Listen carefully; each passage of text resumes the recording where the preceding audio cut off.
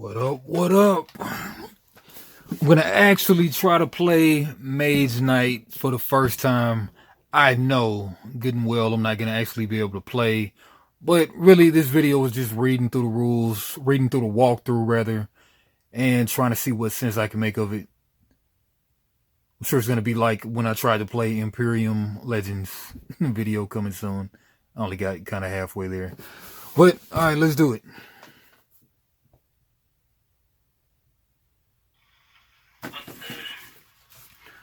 Got this used. I have all 377 cards.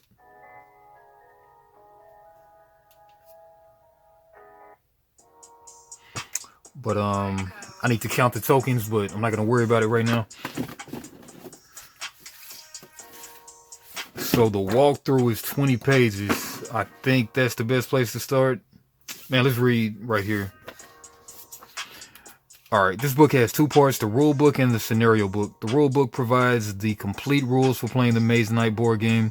We strongly suggest that players start by reading the game walkthrough, where the rules are explained in a more natural order, with many pictures and examples. Once you've read the game walkthrough and played your first scenario and are familiar with the game components and concept, this rulebook provides the complete rules for the game, except the rules relating to certain scenarios. Those you can find in the scenario book, and rules for the particular map sites. Those you can find on the site description cards. This is a complex game, and even after you play your first couple of games, you may still need to check the rules from time to time for a smoother experience. We recommend this approach. When playing, have the site description cards for all sites nearby. Each site description card provides all the rules for the given map site. It may use terms that are further explained in the rulebook. Go ahead and tag that up.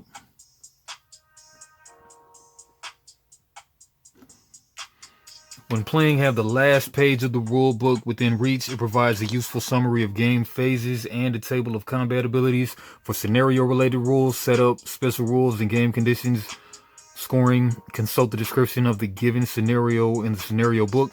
It may also refer to some common scenario rules, like a dummy player or scoring. These are at the start of the scenario book.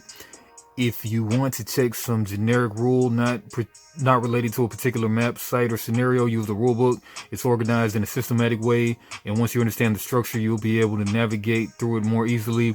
When searching for a particular rule or situation, consult the table of contents on this page to find which page of the game the rule belongs. If it does not relate to a particular phase of the game, it is probably in the basic game concept section. The same applies if you're searching for more details of a site-related rule. For example, see how Mage Tower affects movement. Search in the movement section. The rulebook refers to sites by text written like this. Note that the sites may share some rules according to their type. Fortified sites, adventure sites, and rampaging enemies. Don't try to look up the rules in the game walkthrough. You should be able to find all the rules in this book or on the site description card. If you found the rule here but you aren't sure how to interpret it, you may try to find its more detailed explanation in the game walkthrough.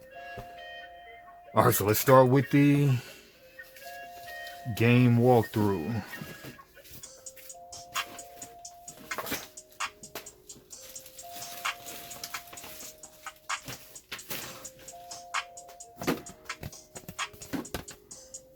Put the game board here.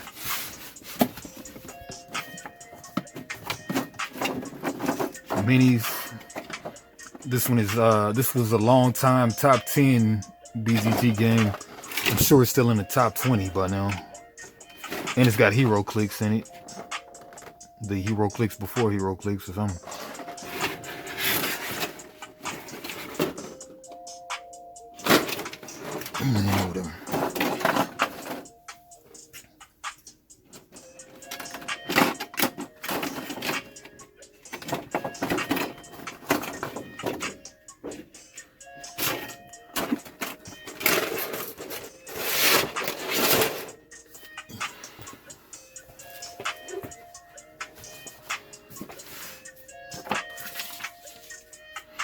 Alright, game walkthrough. The so-called heroes who plundered the lost city of Dragon's Gate did not know it was they who would cause the end of the world as they knew it.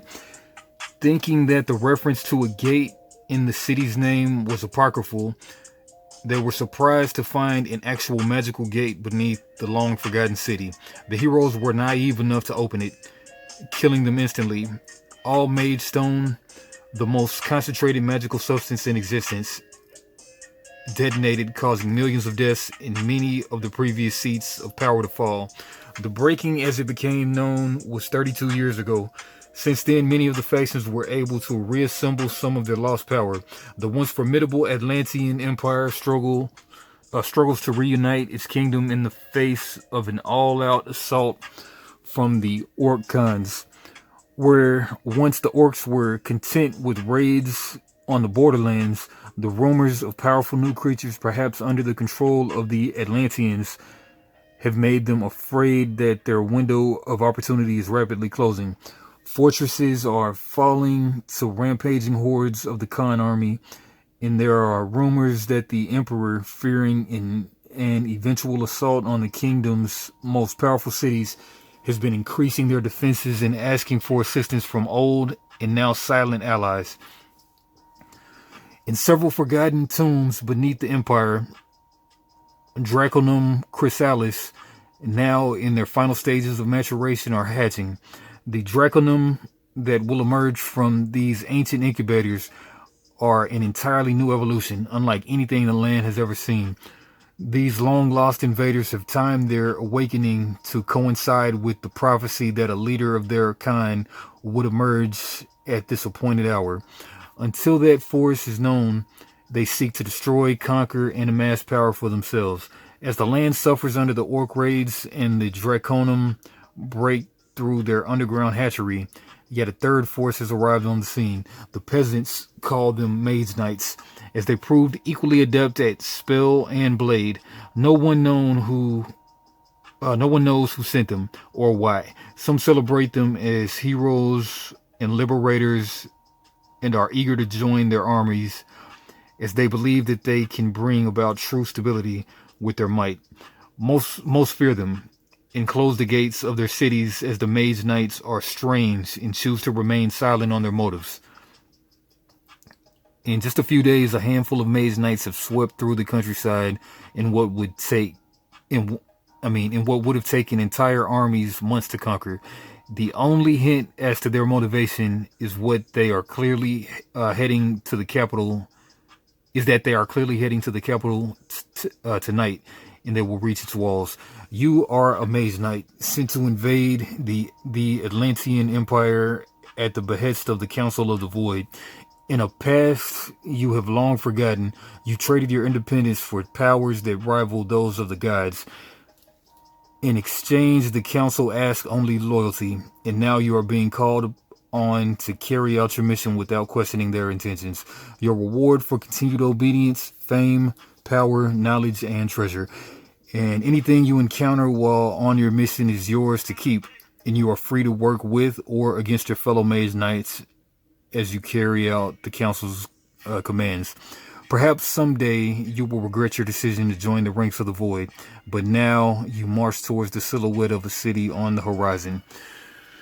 Okay, part 1, Introduction. The purpose of this book is to explain the game to you in the most natural way. The rules are presented in the order in which you will encounter them in the game, and illustrated by examples and pictures. While reading this, you will be able to imagine how the game plays, or if you prefer, you can play along as you read. And in addition to this book, there is a rule book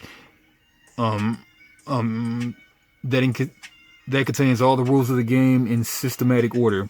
Contrary to this walkthrough, there are no images or examples. The rule book assumes that you have read the walkthrough first and understand all the mechanics, and that exists as a fast lookup for some rules and to explain ambiguities. Scenarios.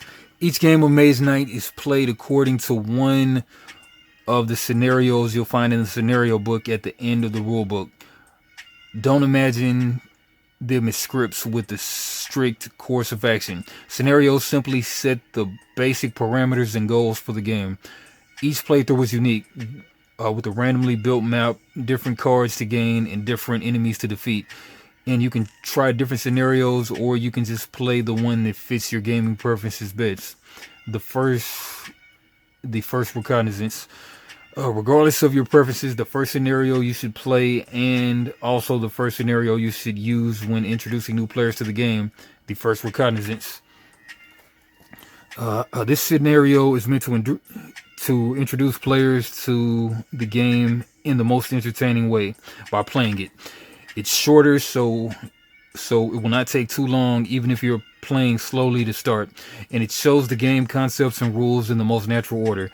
If you try to explain all the rules and play a full scenario from the start, new players could be overwhelmed with information, and a full scenario may take many hours to complete, even if playing with experienced gamers. The first reconnaissance is your first assignment as a Mage Knight. You've been ordered to travel to an unknown part of the Atlantean kingdom, map it, and locate its capital. For now, that is all the Council of the Void asks of you. Any treasure, knowledge, or fame you gather during this quest is yours to keep. The first scenario is designed for 2 to 4 players, but if you want, you may play it solo. See the solo game statement in the scenario book at the end of the rule book.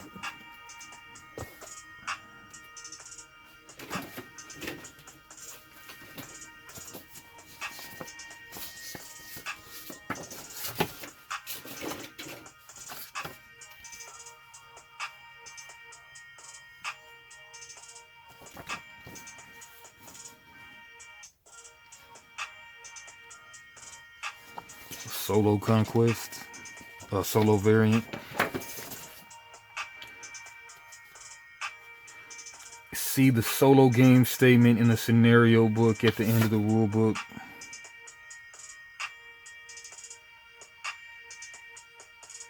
Okay.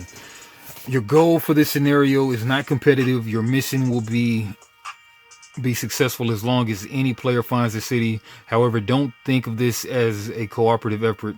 Mage Knights are highly individual, competitive, and naturally suspicious of each other, as everyone with such power should be. Each of them explores the land on their own, trying to amass more fame and get greater loot than the others.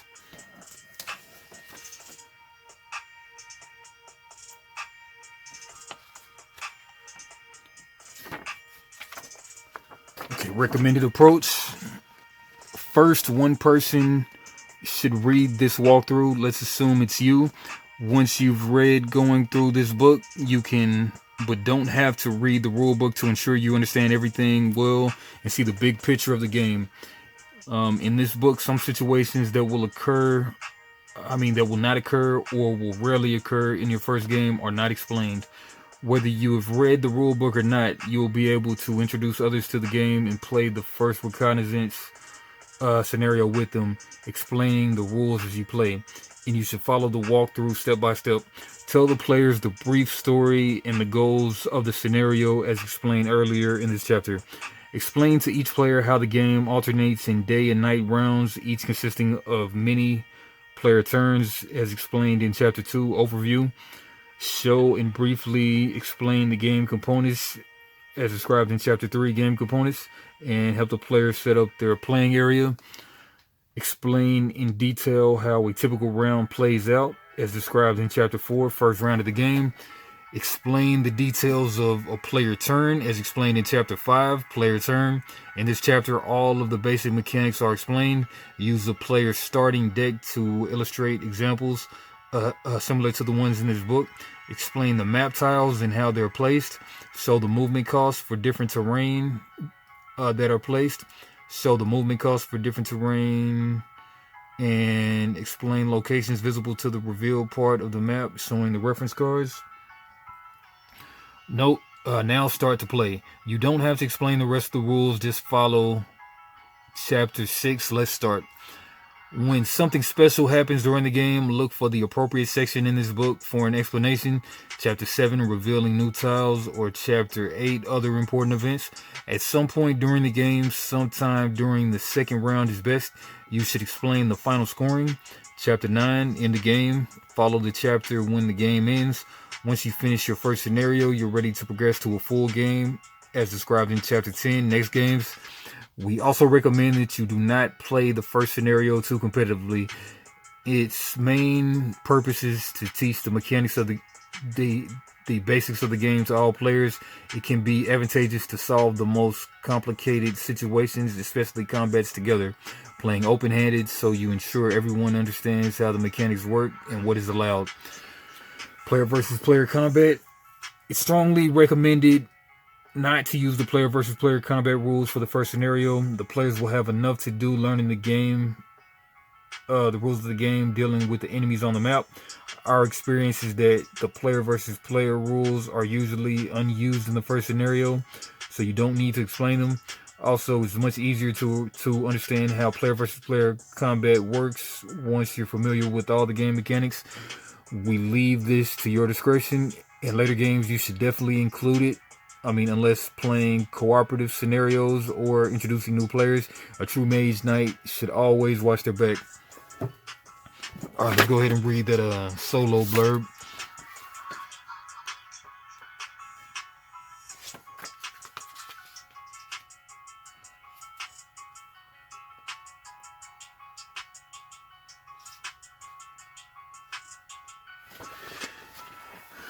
Alright, first reconnaissance.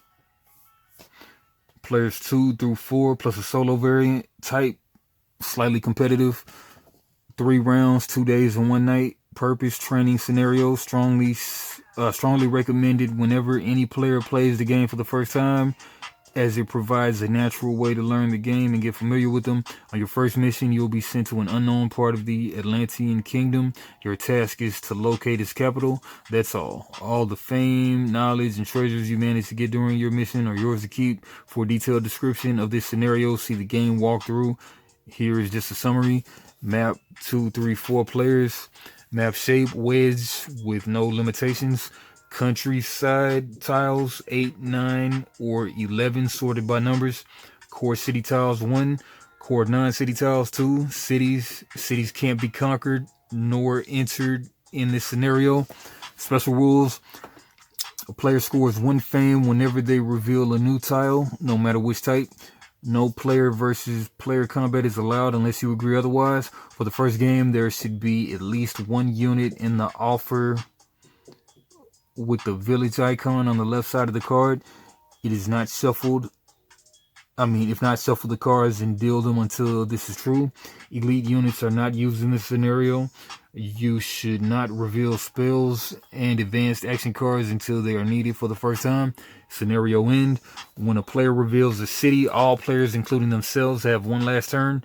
If the round ends during this, the game ends immediately. Scoring. Apply standard achievement scoring. Whoever has the most fame wins. If tied, the players share the victory. Solo variant. If you want to try your first mission solo, play with 8 countryside tiles, as in a 2-player game, but adjust the game length to 4 rounds, 2 days, 2 nights. Use a dummy player, see page 15, and special rules for tactics selection from the solo conquest mission, page 19. When scoring, award no titles. However, if you just want to become familiar with the mechanics, you may also ignore the dummy player for your first game and enjoy the experience with 1 hero and no pressure. Man, that was a lot. Alright. Let's keep that there in the tuck.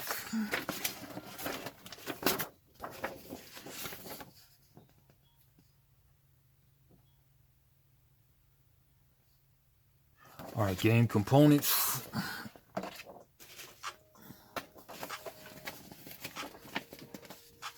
In this chapter, game components in the setup for the first scenario is described. The large picture on page 3 shows how the components should be prepared for your first game. Map tiles. Map tiles represent a land that the heroes are exploring. Each tile consists of 7 hexagonal spaces. Before the game, the map tiles should be separated by their reverse sides. Starting tile, 2-sided.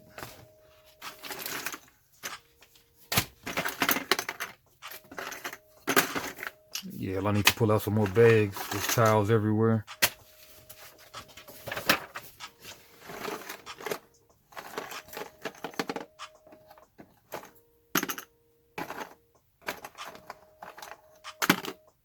Yeah, let me go grab some more bags.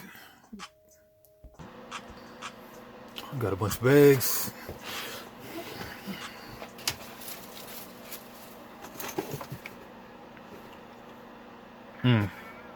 Yeah, let me just kind of organize this stuff. I'll be back. All right, just spent the last 30 minutes organizing tokens. Hopefully everything's here. Found the starting tile. Map tiles represent the land that the heroes are exploring. Each tile consists of 7 hexagonal spaces. Before the game, the map tiles should be separated by their reverse sides. Starting tile, 2-sided. The starting tile is 2-sided. Each side displays a magical portal and the coastline. The coastline is different from each side and defines the shape of the map for a given game. The spaces which represent the sea can't be occupied by heroes. For the first scenario, we will need to see the side marked A in the lower corner. That's a B, so this is A.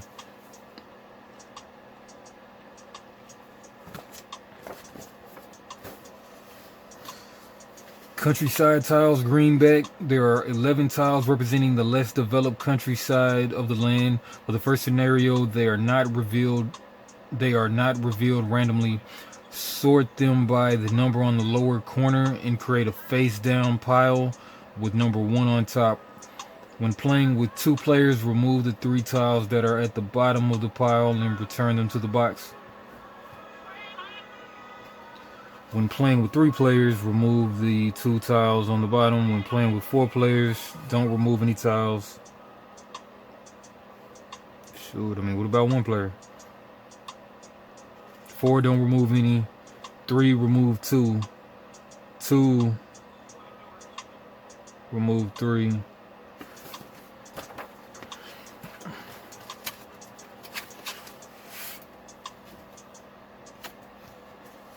If you want to try your first mission solo, play with the 8 countryside tiles as in a 2-player game, but adjust the game length to 4 rounds.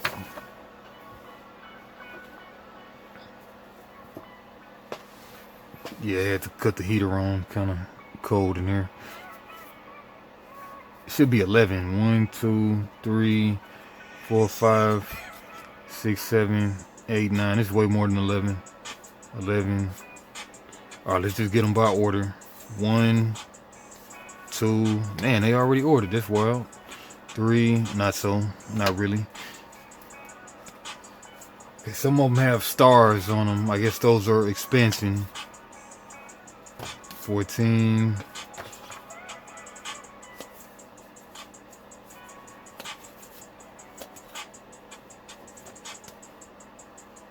Star. 6. 8.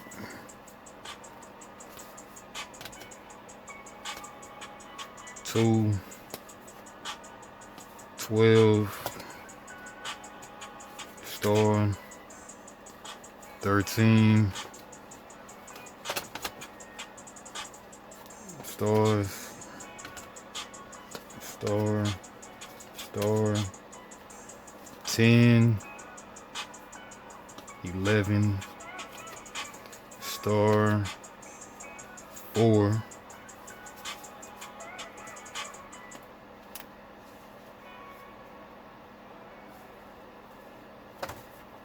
5. 6. 7. 8.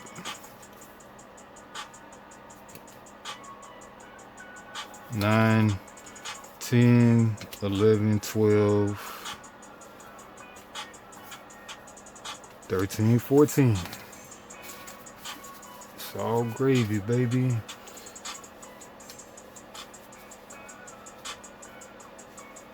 If you want to try your first mission solo, play with 8 countryside tiles as in a 2-player game. How many is these? 1, 2, 3, 4, 5, 6, 7, 8, 11. Put those back in the box.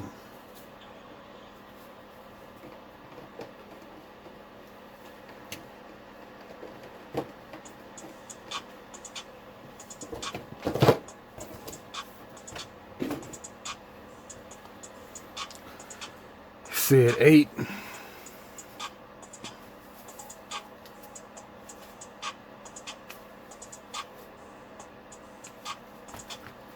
Put these back in.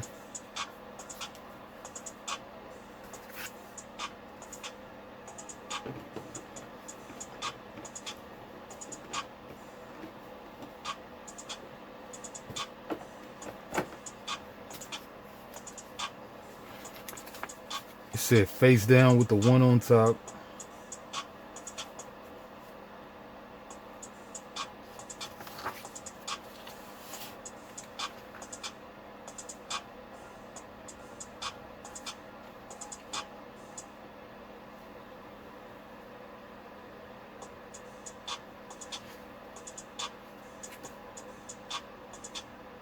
Sort them by the number in the lower corner and create a face down pile with the 1 on the top.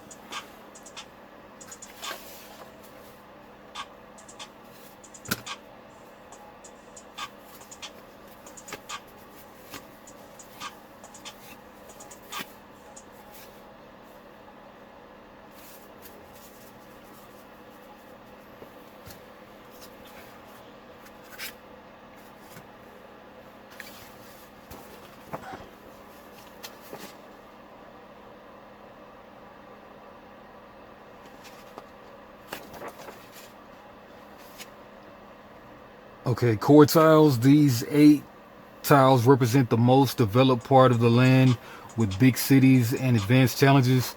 4 of them contain a city in the center. 4 of them are non-city tiles, but they all have the same reverse side. To prepare the scenario, separate 9 city and city core tiles into 2 piles and shuffle each of them. What the crap? There are 8 these brown bag.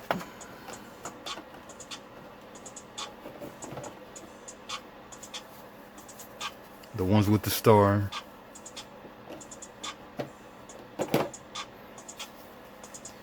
Okay, these 8 tiles represent the man, but this is 11 though. 1, 2, 3, 4, 5, 6, 7, 8, 9, 10. I got expansion stuff. Yeah, these all brown back. These 8 tiles represent the most developed part of the land, with big cities and advanced challenges. 4 of them contain a city. To prepare this scenario, separate 9 city and city core tiles into 2 piles. The crap. It's a lot of setup, man. It's a whole lot of setup that I don't even feel like doing right now. 1, 3, 8, 10. Must be expansion that they're not talking about right now for some stupid reason. 4, 2,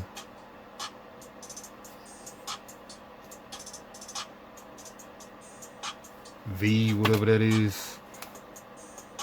5, 6, 7, 8.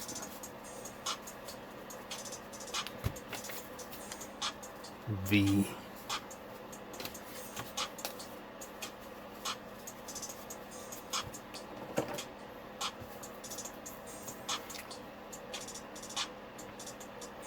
To prepare this scenario, separate 9 city and city core tiles into 2 piles and shuffle each of them randomly.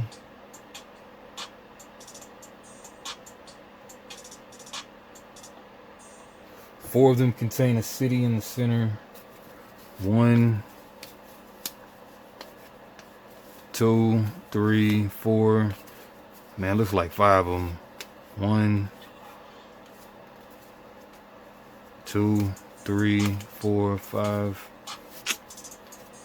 Man, this is aggravating right now. I'm not gonna lie to you.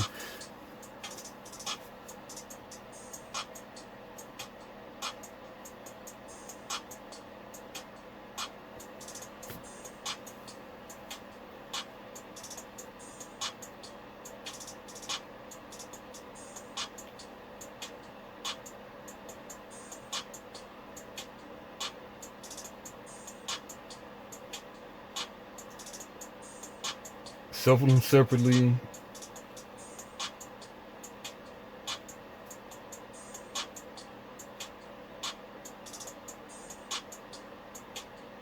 To prepare this scenario, separate 9 city and city core tiles into 2.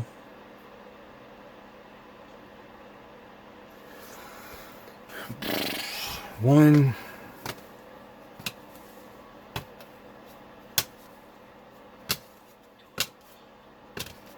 These look like castles instead of cities.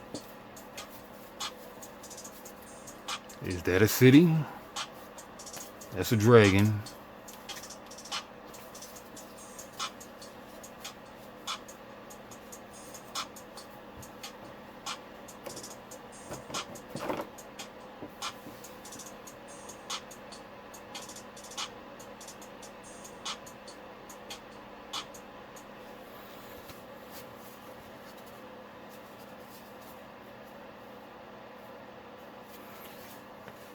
These look like castles, not cities.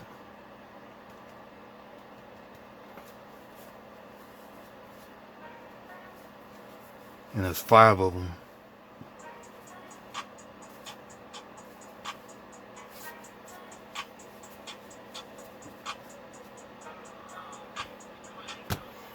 Separate 9 city and city core tiles into 2 piles and shuffle each of them. Randomly take 1 city and 2 non-city tiles.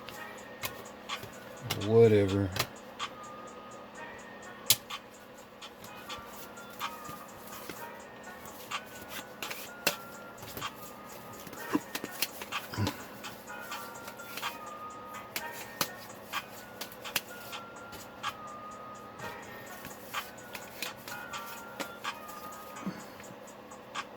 Randomly take 1 city,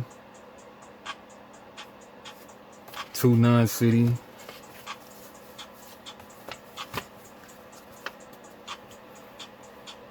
Shuffle these 3 together.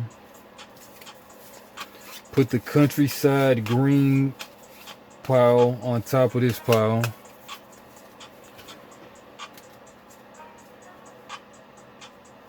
Thus you have 1 pile of tiles, and the city you're looking for will be somewhere in the last 3 on the bottom of the pile.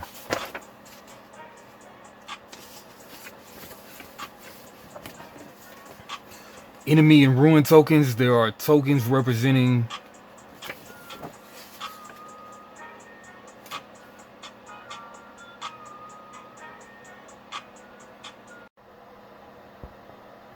Alright, here I am the next day. Kind of thinking screw the music right now. And I had to go throughout all the cards because the rule book doesn't necessarily tell you the difference between the base game cards and the expansion cards. So I separated everything out, printed up a getting started guide, and yeah, so I'm on page 4. I think I can kind of use some common sense at this point, but I set it up. Alright, so enemy and ruin tokens. There are tokens representing various things on the map. Round tokens for enemies and monsters, and hexagonal tokens representing the content of ancient ruins. At the start of the game, sort them into 7 face down piles and randomize them. Enemies rampaging the land, marauding orcs in Draconum, monsters living in dungeons and other dark places, units garrisoned in keeps, maze towers, and cities, and tokens representing what's hidden in the ruins. First, rampaging enemies. With the initial setup of the map, there are 2 orc con symbols. Okay, right there. With the same symbol on the reverse. Draw 2 tokens from the pile with the same symbol on the reverse and put them face up on the marked places.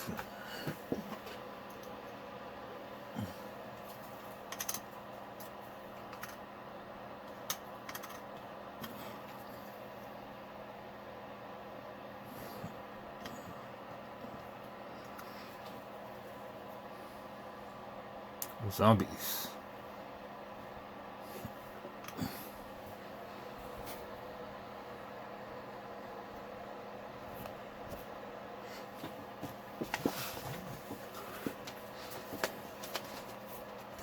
Deed cards. The term deed cards refers to the different types of cards that can become part of a player's deck during the game. All deed cards have identical card backs, so they'll be indistinguishable when shuffled together. At the start of the game, different types of deed cards are in different piles, so they need to be sorted by their front side. We strongly recommend players place these piles exactly as shown in the setup diagram. Once you get used to this layout, you'll have no problem locating any required pile, even though they have identical card backs. The types of deed cards are as follows. Basic action cards. Each hero has their own starting deck of 16 basic action cards. They're marked with their shield symbol in the upper right corner. Each player's set of basic action cards are the same, except 2 cards have been replaced by 2 unique cards in the deck. The art of these cards shows the portrait of the hero that the card belongs to. Okay, advanced action cards, spell cards. We're just going to use common sense on these things. Artifact cards, other cards. There are 2 decks of unit cards, regular units and elite units. The first server in the first scenario will only need the regular silver ones. Shuffle them and place them in a pile face down on the designated slot. Leave the elite units in the box. To create the unit offer, reveal as many regular unit cards as there are players, then add 2 more. To create the unit offer, spaces for unit offer, so 1 plus 2. To create the unit offer, reveal as many regular unit cards as there are players, then add 2 more. 4-player game, 6.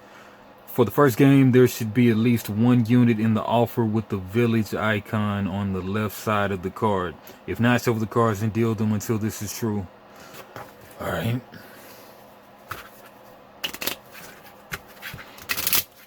Reggie units. 1, 2, 3. Alright, we got the symbol right there. 1, 2, and 3. They do come face up, right?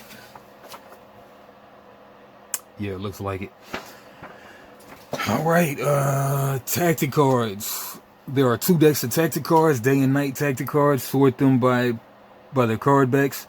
Put the night tactic cards in a face down pile next to the day/night board in the day tactics in the center of the table. You don't need to shuffle them.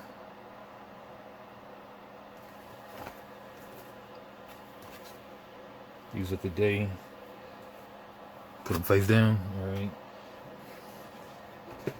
Yeah, like I had to come through and surprised there wasn't like a sheet like they have in the main deck building game. How have I not played that game in so long? But yeah, I had to make these out. I'm sure that they came with it, but it's weird. Alright, tactics. Get the nighttime tactics.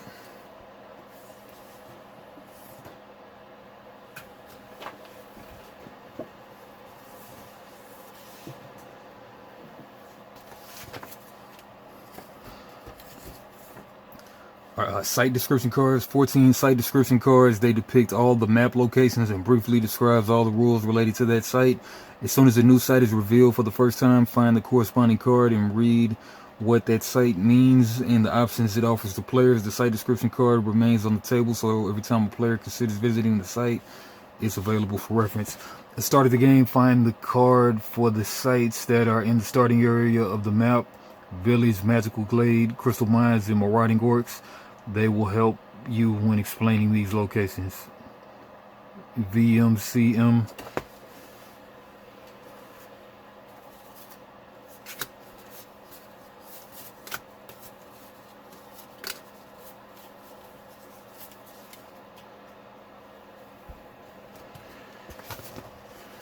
Alright, so what was that? Village, Magical Glade, Crystal Mines, and Marauding Orcs.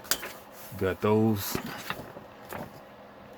City cards. There are 4 city cards, 1 for each city. You don't need them for the first game. Return them to the box. I didn't take them out the box already. An achievement scoring card. This summarizes the in-game scoring rules. You don't need to show it to the players now. It's better to explain once they have played at least one round of the game.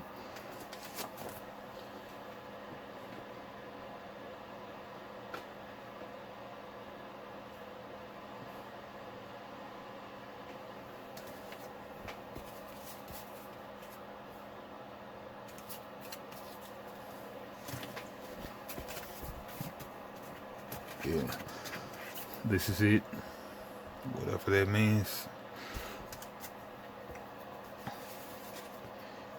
Okay, players. There are 4 heroes in the game. Each of them has their own shield symbol. All the components for that hero are marked with this symbol. For your first game, a player may take whichever hero they like or just distribute them randomly. They take all the components relating to the hero. We recommend storing all components belonging to one hero, including their deck of basic action cards, in one plastic bag. If playing with less than 4 players, return the unused components back to the box. Hero card. The card with the hero portrait lays in front of the player for their entire game to help identify who controls which hero. It also works as a player's inventory during the game. A player stores their level tokens and crystals they gain here. See the mana section for more details. The 3 crystals shown on the bottom of the hero card are only relevant when using the hero as a dummy player in a cooperative or solo game. The 3 crystals shown at the bottom of the hero card are only relevant when using the hero as a dummy player or co-op or solo. I just tagged that up. Solo game.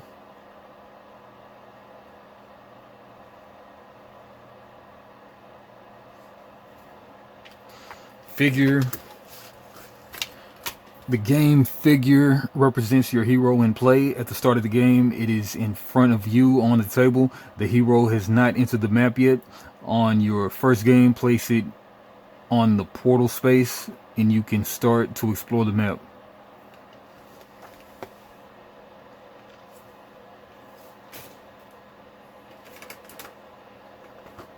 Chick with a pink crystal one. Okay, that's her.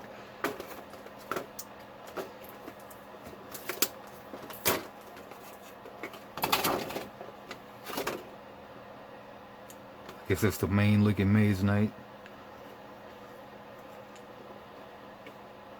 Oh, or do I get Tovak? Tovak is actually the guy that I am right now, I guess. So I'll get Tovak.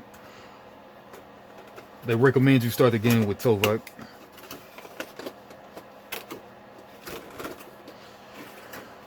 Tovak. Round order token. Each hero has a round order token. These tokens show the order in which players take turns during the round. For now, randomize them and place them in one column to the left of the day and night board as depicted on the setup diagram. Level tokens. Each hero has six octagonal level tokens marked with their symbol on the reverse side. 5 of them have small pairs of numbers, 1 through 2, 3 through 4 on the bottom. Sort them by these numbers in a face-up pile, so the token marked 9 and 10 is on the bottom.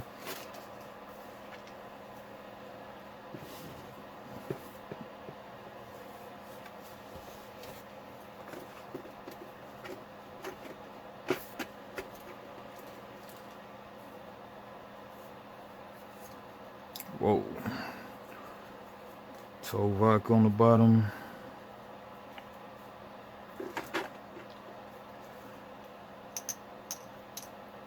Right there.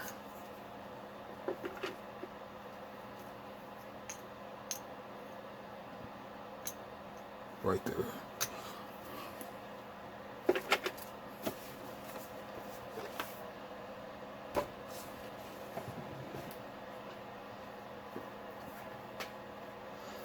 One, 2, 3, 4, 5, 6. Yeah, 6, okay. 9 and 10 is on the bottom.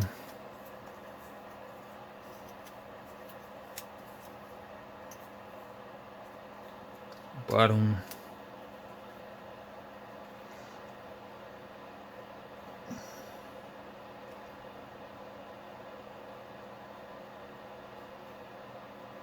Place the pile on the marked area on your hero card.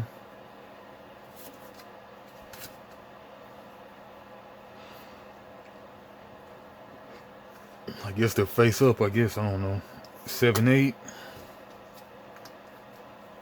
5, 6. 3, 4, 1, 2. And a blank.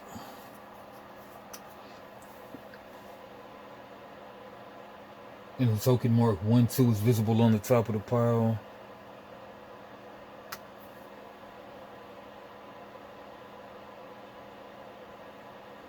Place the pile on the marked area on your hero card. The 6th level token has an empty front side. Put it in your unit's area with the symbol side up. This will be your first command token. Right here.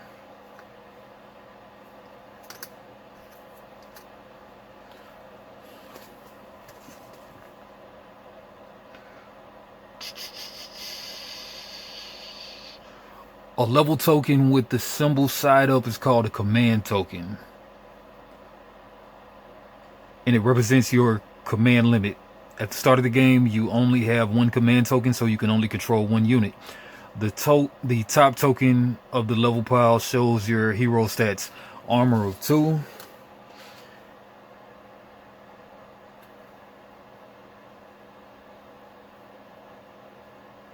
Armor of 2 and hand limit of 5. These are your stats for fame levels 1 and 2, as indicated on the bottom of the token.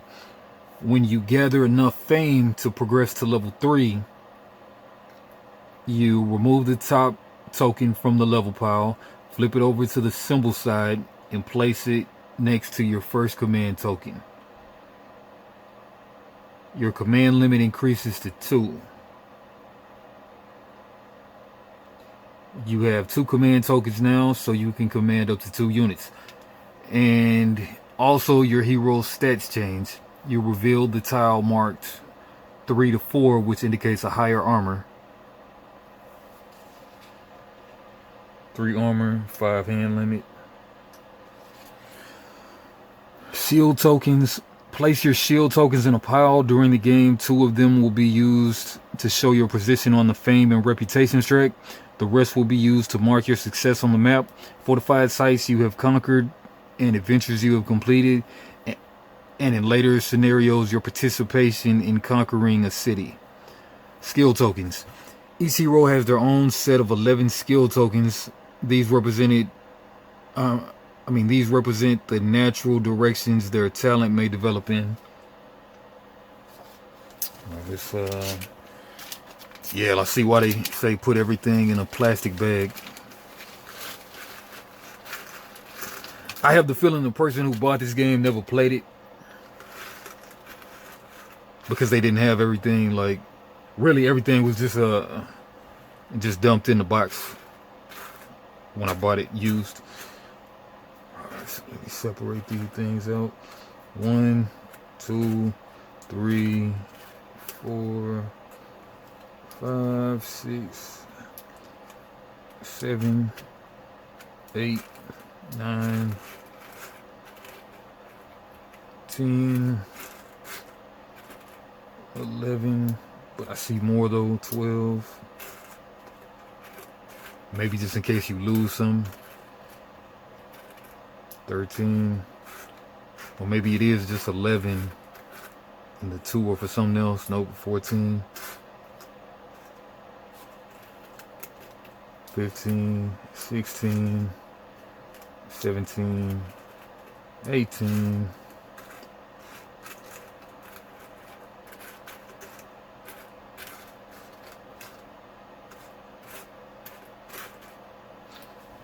18 of these. Where do I put those? Place your shield tokens in a pile. During the game, 2 of them will be used to represent your position on the fame and reputations tracks, and the rest will be used to mark your successes on the map, fortified sites you have conquered, adventures. Okay, so 2 of them over here. A pile.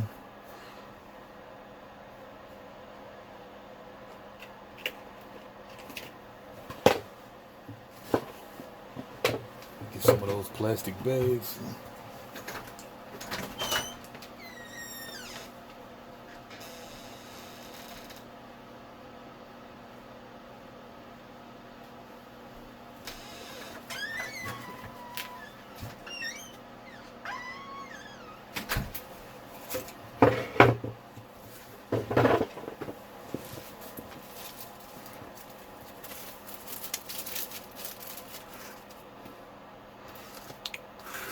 That I don't need these right now.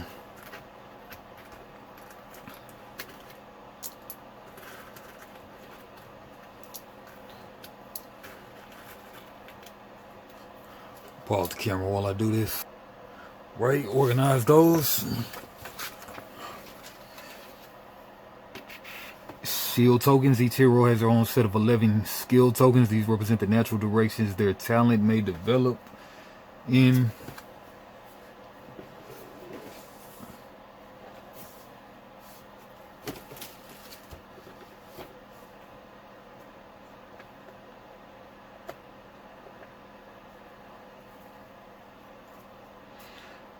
Looking for Tovok stuff. Back here.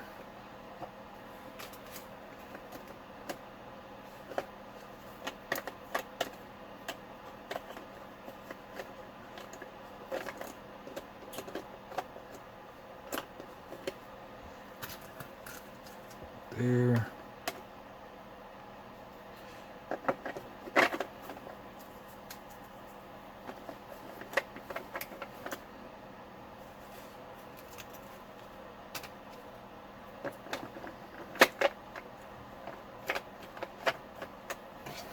That's that.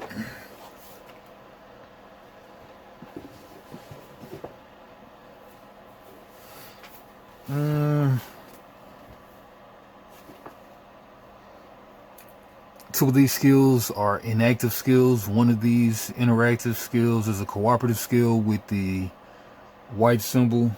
Why do white gotta be cooperative? Just kidding. And is used in cooperative and solo scenarios only. The only interactive skill is a competitive skill with the black symbol. Why do black gotta be the competitive symbol? Just kidding. And is used in competitive scenarios only.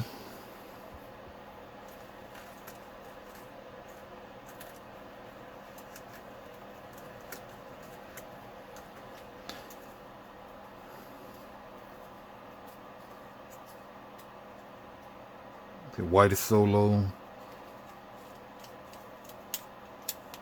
Black is competitive.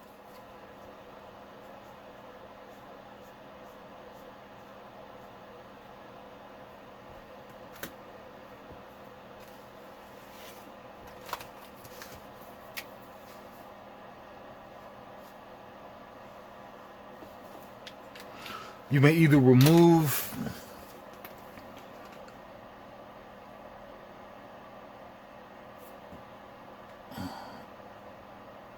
keep the relevant okay, you may either remove the one not needed before the game, or if drawn during the game, simply discard and replace it with another token from the stack. Whichever you decide to do, randomize the tokens being used and place them in a face down pile.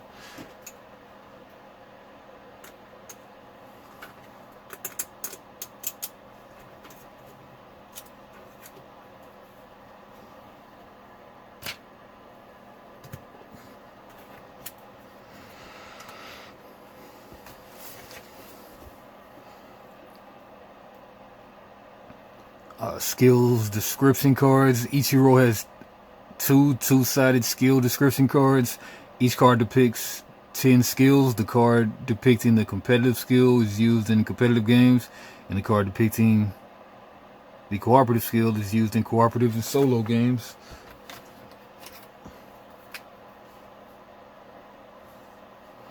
Keep the relevant card somewhere close. You'll need it as you advance to the second level and gain your first skill. It does sound interesting.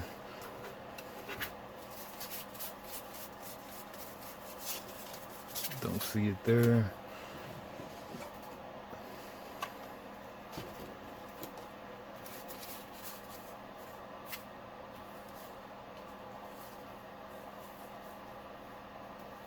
Tovak. Yep.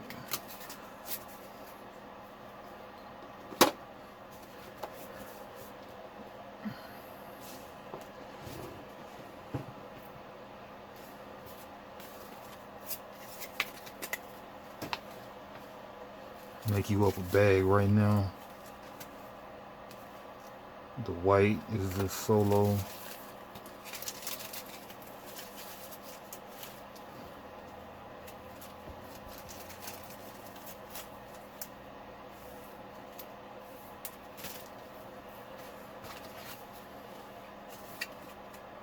One, two, three, four, five, six.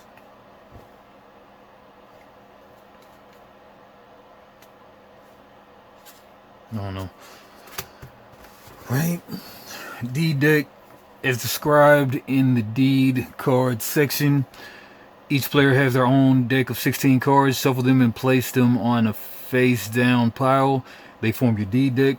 Then draw 5 cards from your deed deck. This is your starting hand. Note the number of cards in your hand is one of the hero characteristics that is depicted on your top level token. Once you advance to level 5, your hand limit increases to 6.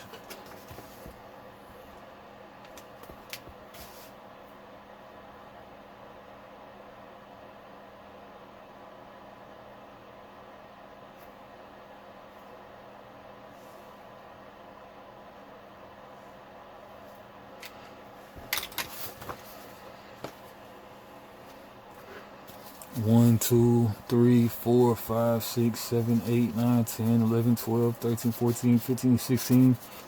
Shuffle these.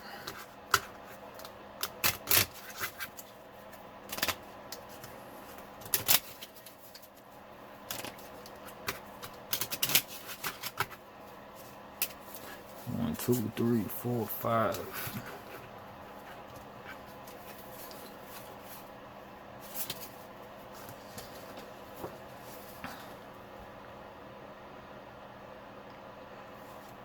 Player area. The following diagram shows how the player area should look before the game begins. Note the deed deck is the face down pile to the left with space for discard pile far to the right. I guess so.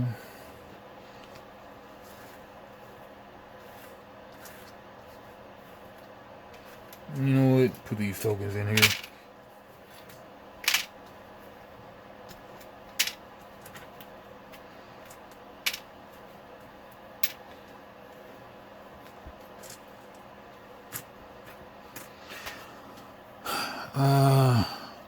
Hero card.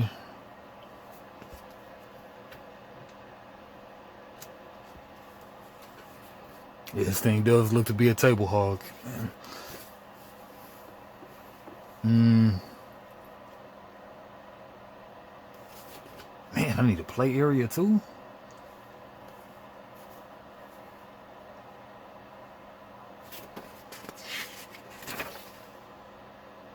Advanced action order. Okay, we don't need that right now for this first game, but that's there. The spot to buy stuff.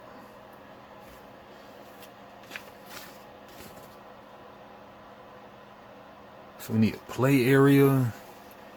Golly, it's taking up a lot of space. Somehow I had my better thing, but alright, do it like that. That'll work.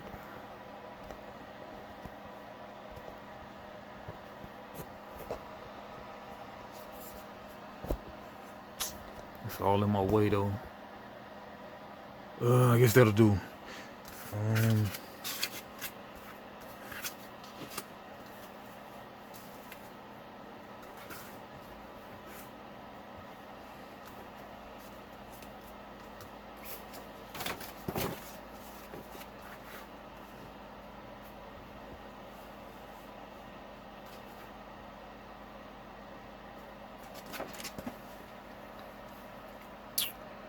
Following diagram shows how the player area should look before the game begins. Note the deed deck is the face down pile to the left with space for discard pile to the right. Discard pile to the right. Oh man, this thing wants all the space, man.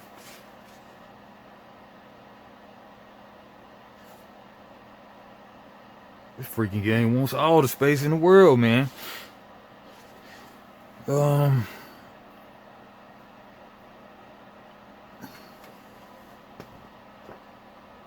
Skill description card. Hero Fig. Unit area 1, 2, 3, 4, 5 cards. Then I need play area. Are they serious? Board all big already. Command token. 1, 2, 3, 4, 5. It's kind of seeming like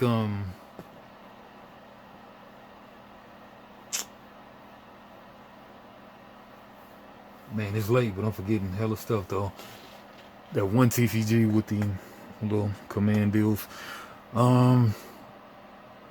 Space for skill tokens. Shield tokens.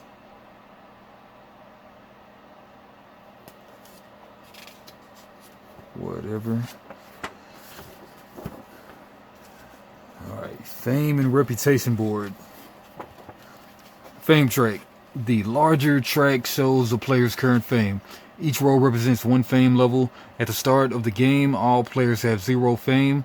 They put one of their shield tokens on the 0 space of the fame track. They are on the first row, so they are on the first level of fame.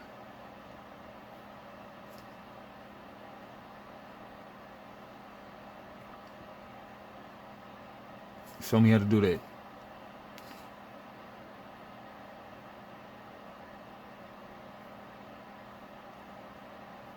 All players have 0 fame. They put their 0 space of the fame track. 0 fame.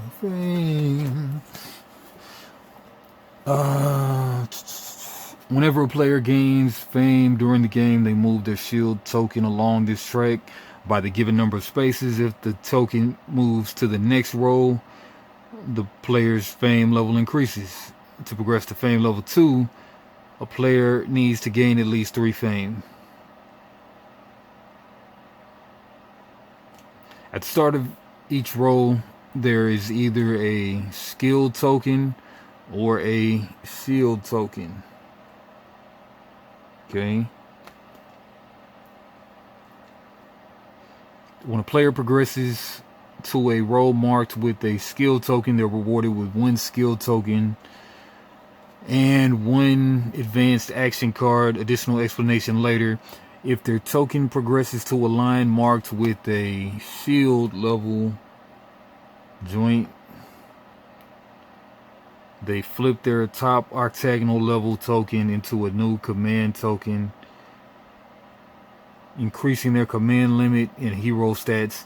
See players' level token is on page 5. The skill token and level token lines alternate, so on every numbered fame level, the player gains a new skill and advanced action, and on every odd numbered, they get a command limit and hero stats increase. Reputation track. The smaller track in the right upper corner of the board is the reputation track. While your fame rises all the time, your reputation can both rise and fall. It depends on whether you gain your fame through noble deeds or by conquering and pillaging. At the start of the game, all players put 1 of their shield tokens on a central space in the reputation track.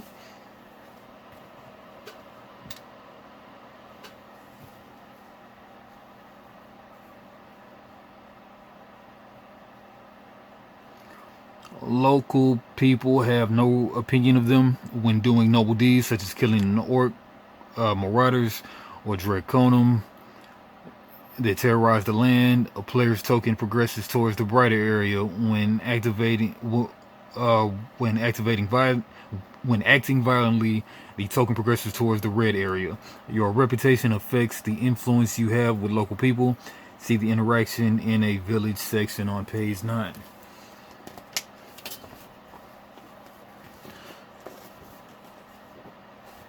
Day and night board. The two-sided day and night board shows whether it's day or night. For this scenario, it starts on the day side up and remains like this for the entire first round. Then the round ends, it flips over to the night side. On the left side of the board, the move cost for each type of terrain shown with large numbers.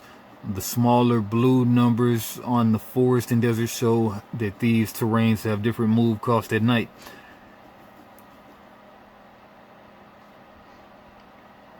The number in the left shows that the cost of moving onto a city space is 2. Left is 2. Okay.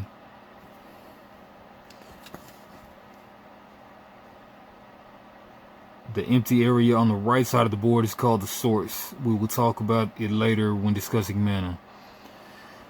Mana. There are 6 different colors of mana in the game, 4 basic and 2 special.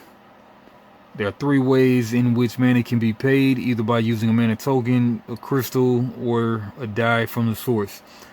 Basic mana colors. There are 4 basic colors. Red is the energy of fire. Its domain... its domain is flames, destruction, and rage. Blue is the energy of water. Its domain is frost, magic, and crystals. Green is the energy of earth. Its domain is nature, protection, and healing. White is the energy of wind. Its domain is spirit, speed, and mind. Mana of basic colors can exist in its unstable, pure form, or it can be crystallized to a more stable form and stored as crystals. Special mana colors. There are 2 special colors of magic. These exist only in the unstable, pure form. They can never be crystallized and stored. Gold is the energy of the sun. It can be used during day, but can be used as mana of any basic color. Thus it can be thought of as wild card.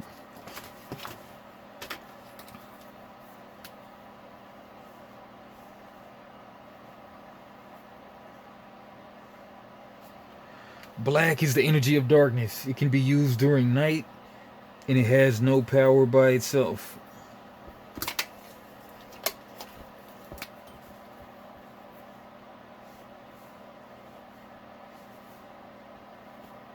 Instead, it amplifies the power of basic mana colors, allowing the most powerful spells to be cast.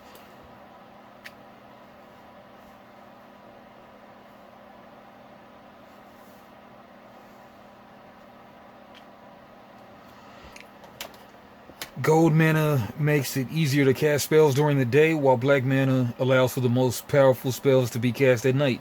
Mana tokens and crystals. Take all the mana tokens and create a bank of them in an accessible place on the table. There are 15 tokens in each of the 4 basic colors, red, blue, green, and white, and 4 of the special colors, gold and black.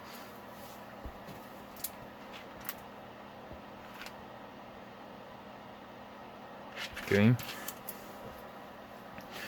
Whenever a card or other effect tells a player to gain a mana token, this is placed in front of a player in the play area. It can be used at any time during their turn, but if they don't use it, the mana disappears at the end of the turn.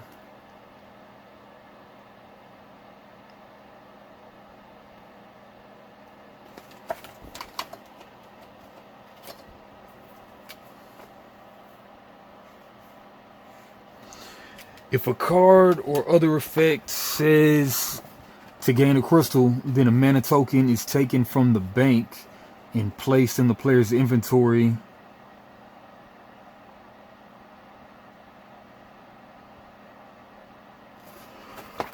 Excuse me.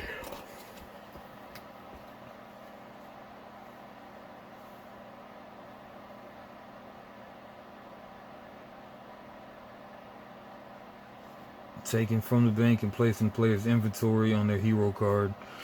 Crystals in a player's inventory can be turned into mana of the corresponding color at any time during their turn. The player just removes one from their inventory and they can use it as a mana token. A player may not turn mana tokens into crystals unless a card or effect allows them to do so.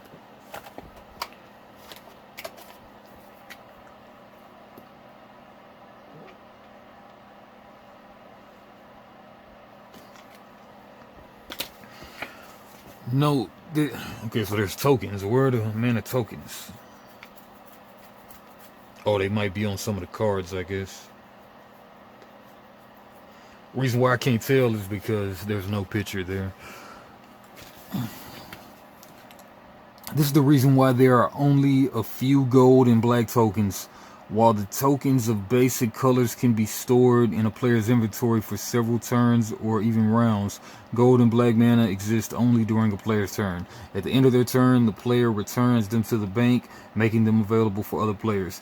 3 crystals per color.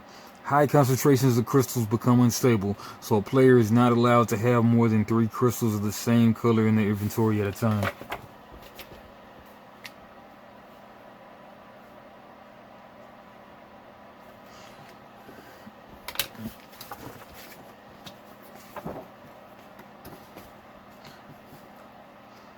If you're about to gain a crystal of a color that you already have 3 of in your inventory, you gain a mana crystal to your play area instead. Excuse me. Thus, your inventory can never contain more than 12 crystals, up to 3 of every color.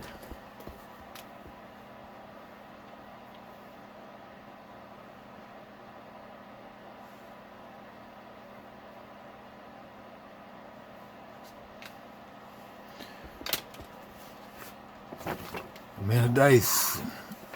There are 8 mana dice included in the game. Each mana dice has 6 sides, each showing one of the 6 colors of mana.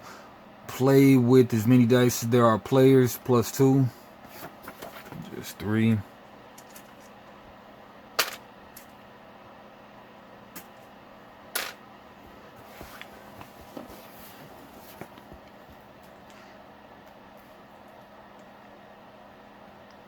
Roll them and put them in the open area on the day and night board. This area of the dice is called the source.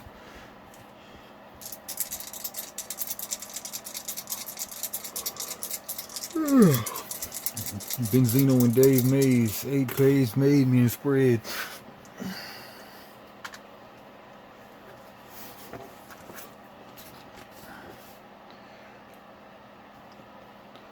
At the start of each round, you re-roll the dice into the source. At least half of them should show a basic color, red, blue. If they don't, keep re-rolling all black and gold until the condition is met.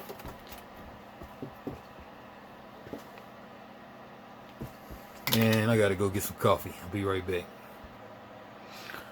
And I'm about powered up.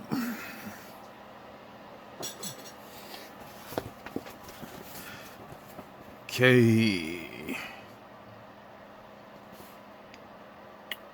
At the start of each round, you re-roll the dice into the source. At least half of them have to be of a basic color. Yeah, I needed to tag those up. Re-roll the dice.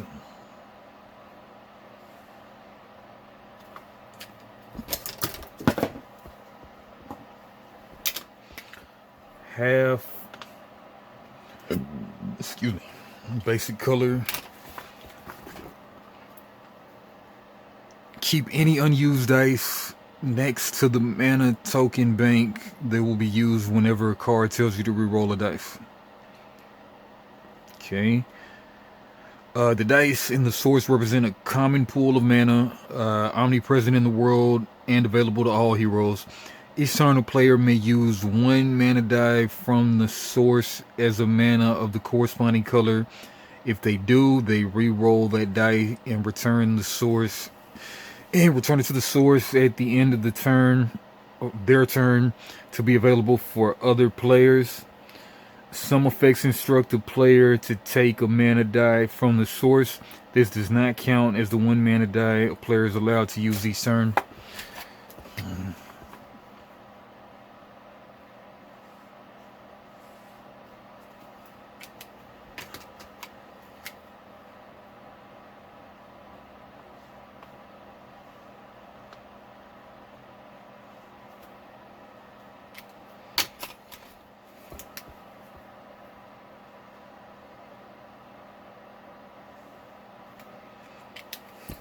Okay, tag that up.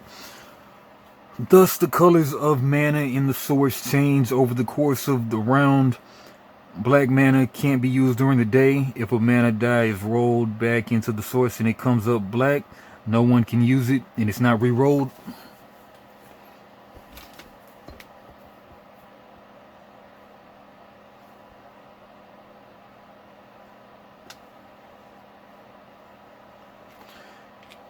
This is referred to as depleted mana die. To make this clear, place it in the darker part of the source area. Okay. Darker part, okay. Note that there are some black depleted mana dice at the start of the round. Note that there may be some black depleted mana dice at the start of the round. Whenever a player rolls black, another die is depleted. As the day round comes to an end, it may happen that there are very few or even no dice available in the source. The night is coming. When the day round is over, night begins, all dice are re-rolled, forming a completely new source for the round. Since it's night, gold mana may not be used, and thus the gold die are set aside as depleted. Okay. First round of the game, round prep. You have already prepared the game during the setup, so in the first round of the game, you don't need to do anything else. Man, am I actually about to start the game? What? Can't believe it. You don't need to do anything else. Choosing tactics. The day tactics cards are displayed. In this phase, each player will take one of these cards. Don't do it now. We will return to tactics once more rules have been... Oh, I spoke too soon. For now, all that is important is that these tactics determine the order of play this round. Each tactic card has a large number on it that indicates the player order this round. The lowest number goes first.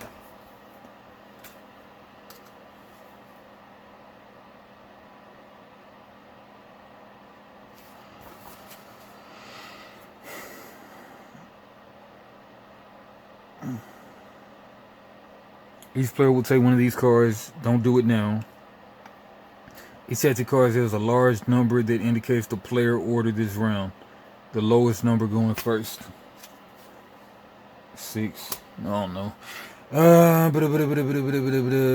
After tactics are chosen, the round order tokens near the day/night board are reordered. So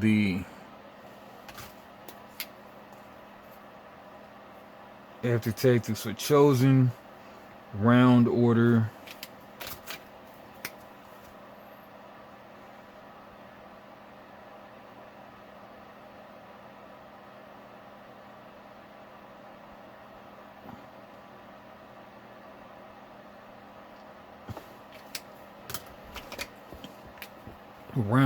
token, lowest number, topmost position.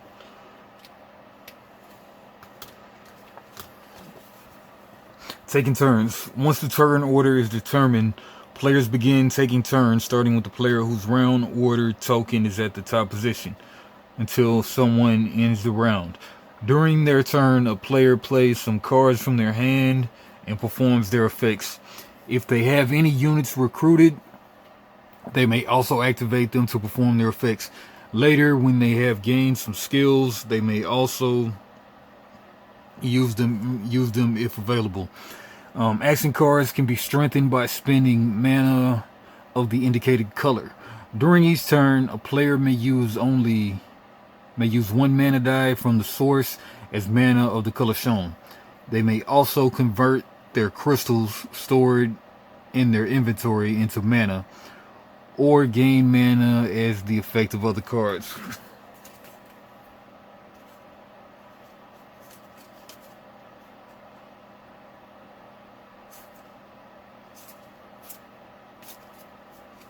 Alright.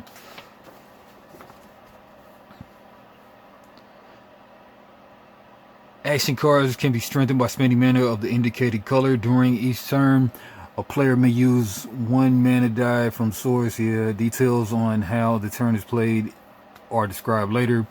When a player finishes their turn, the first thing they should do is return any mana dice they have used to the source.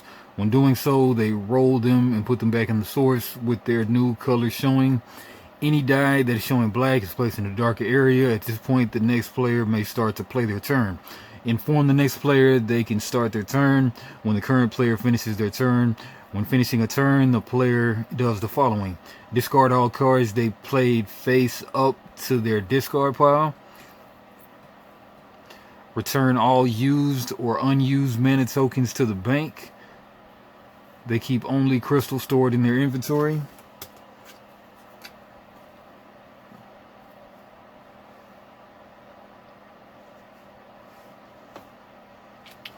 Draws cards from their D deck up to their hand limit. The limit is 5 at the start of the game.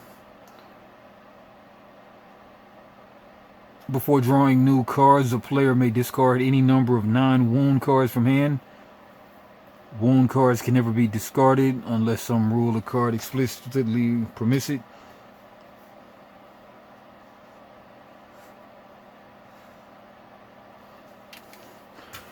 Alright, deck building type of thing. The next player starts taking their turn in exactly the same way. Once they finished after they have re-rolled any mana die, they inform the next player that they can start playing while they are finishing their turn and drawing cards. Once all players have taken their turns this way, is when the first player's then the first player's turn again, etc. Ending the round, if a player has no cards in their D deck at the start of their turn, they may either play with whatever cards they have in their hand, or they may announce the end of the round.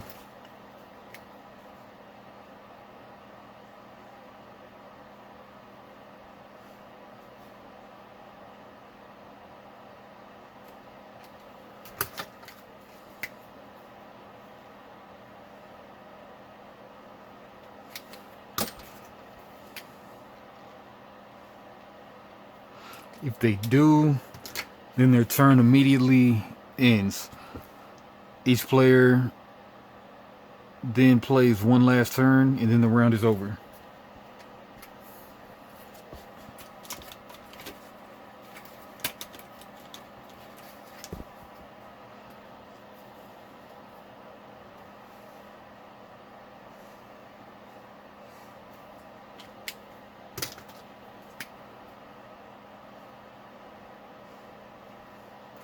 If a player has no cards in their D deck and no cards in their hand at the start of the turn, they must announce the end of the round unless another player announced it sooner. In that case, they just skip their turn. Okay, one turn. On your turn, you can either play a regular turn or you can rest. You won't need to rest in the first several turns of the game, so we start with the regular turn.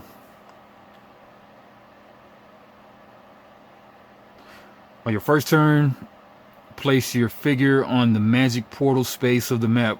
From then on, your figure can start to move and act on the map.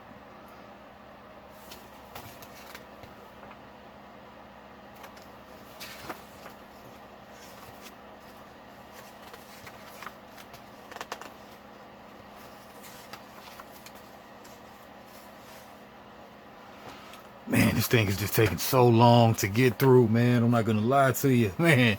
Oh my gosh, man.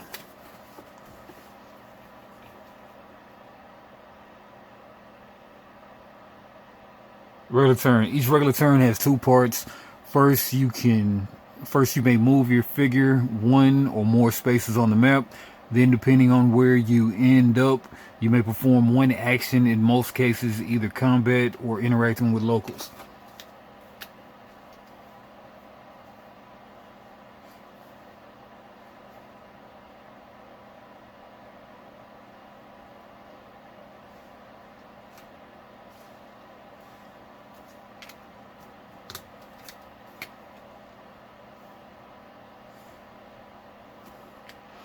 Move to another. On your turn, it's possible to move to another space and then fight or interact there. Stay where you are and fight or interact there. Move to another space and do nothing. You can't, for example, move to another space, fight, or interact there and then move again.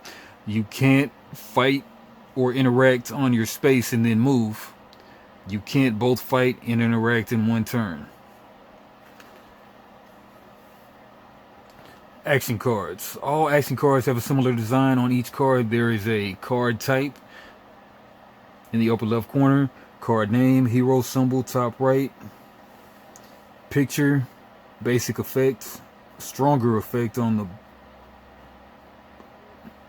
the text directly under the stronger effect on the bottom. Cost for the stronger effect, the color gem between the basic and the stronger effect. Note the entire card is toned so that the color, see what, whenever card effect or relates to the action card color, this is the color being referred to. Okay.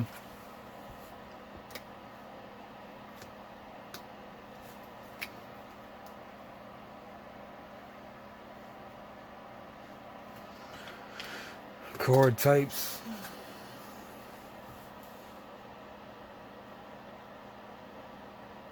Man, did I see a quick play for this game? Yeah, I tried to look up a quick play, but I never found it. I just found this book. They could really shrink this down into, I would think so. Card types. The symbols in the upper left corner determines when this card can be played. During movement, you can play cards marked with the move icon. When interacting with locals, you can play cards marked with the influence icon. And in combat, you can play cards marked with the combat icon. During any phase, you may play special cards. They usually support other actions or have their own unique effects. Also, healing cards can be played at any time except during combat.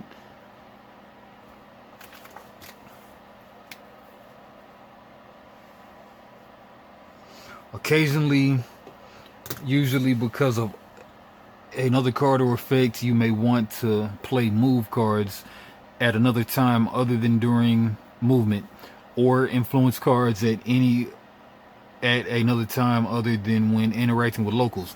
This is allowed, but there is usually no reason to do so.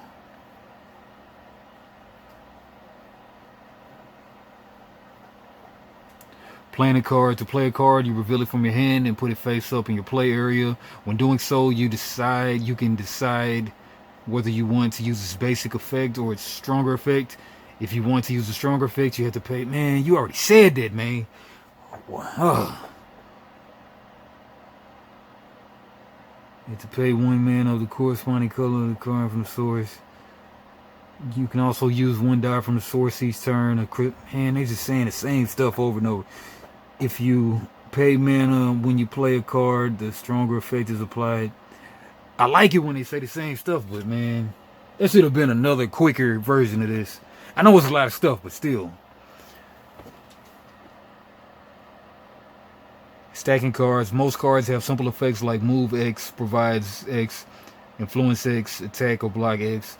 You will often want to play multiple cards of the same type together as their effects are cumulative. Stack played cards with similar effects together to form a partially overlapping column. The following examples show ways to achieve move 6. Move 2, move 2, move 2, move 2, move 6 with the blue spent on there. So you're moving 4 and well, that'll be a move 8, right? Move 4 and then move 2. Yeah, move 2. All right. Yeah. Ah, man. I really thought I was gonna be able to play this game. I am not even close to finishing this book. Okay, they say let's start now on page 13. I'm on page 8.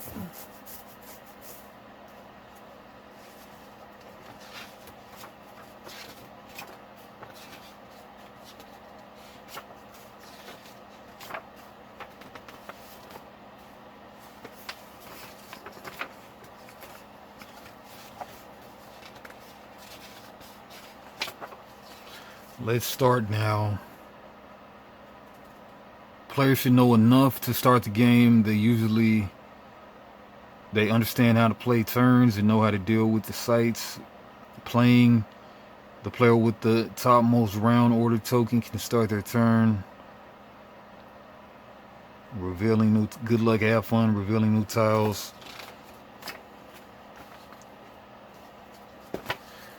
Yeah, I'm on page 8. I think I'm gonna just read this on my own time. And yeah, I'll just do it like that. But yeah, I doubt I'll do this on camera, but we got through the page. We got clear to page 8, through with page 7. But yeah, hopefully I'll come back and actually play this. We'll see.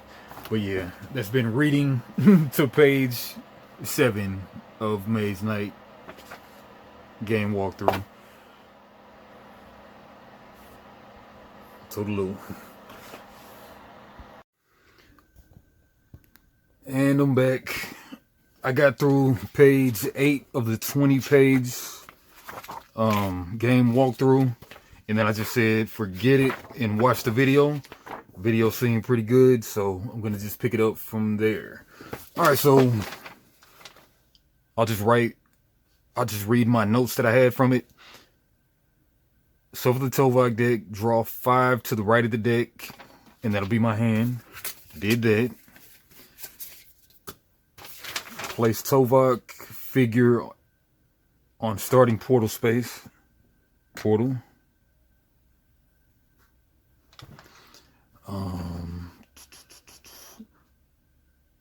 Select this deck as the dummy deck. Make a little space below for their discard pile.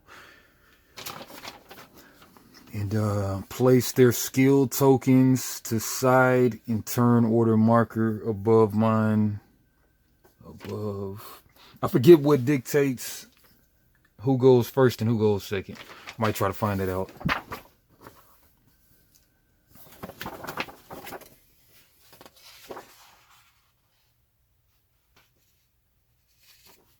Combat.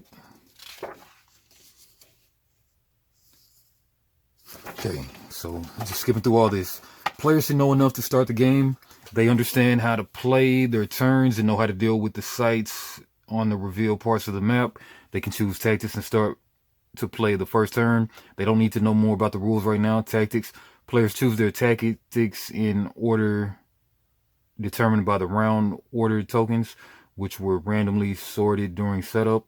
The player whose token is last has the first pick. In subsequent rounds, the player whose lowest fame picks first. The round tokens are used only to break ties. Players pick tactics after setup. When all relevant information has been revealed, available units have been revealed, the monsters on the map are known, and the mana dice in the source have been rolled. Each player knows the contents of their starting hand. Players should take time to read the tactic cards now. Most of them have an ability or effect, and each player will want to pick one that is sustainable, that is suitable for the situation. Generally, the higher the number on the card, the bigger the advantage it gives, but the later the player will get to take their turn and during the round. Some of these effects apply immediately when taking the card. Do what is stated on the card. Once the player order is determined, you can flip the card face down so the text doesn't distract you. Some can be used once per round. Keep cards like this face up in front of you. Once the ability is used, flip it face down. The mark has been used. Some of them are permanent each turn, keeping them face up for the entire round. Once all players have their tactic cards, rearrange the round order tokens according to the tactic numbers with the lowest number on top. Okay, that's what that was.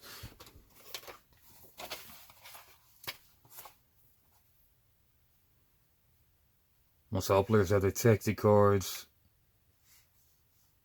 lowest number on top. That's the play order for the entire round.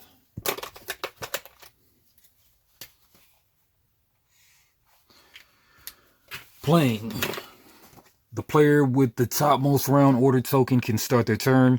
During the first few turns, all players should watch carefully what the current player is doing to ensure they understand the rules.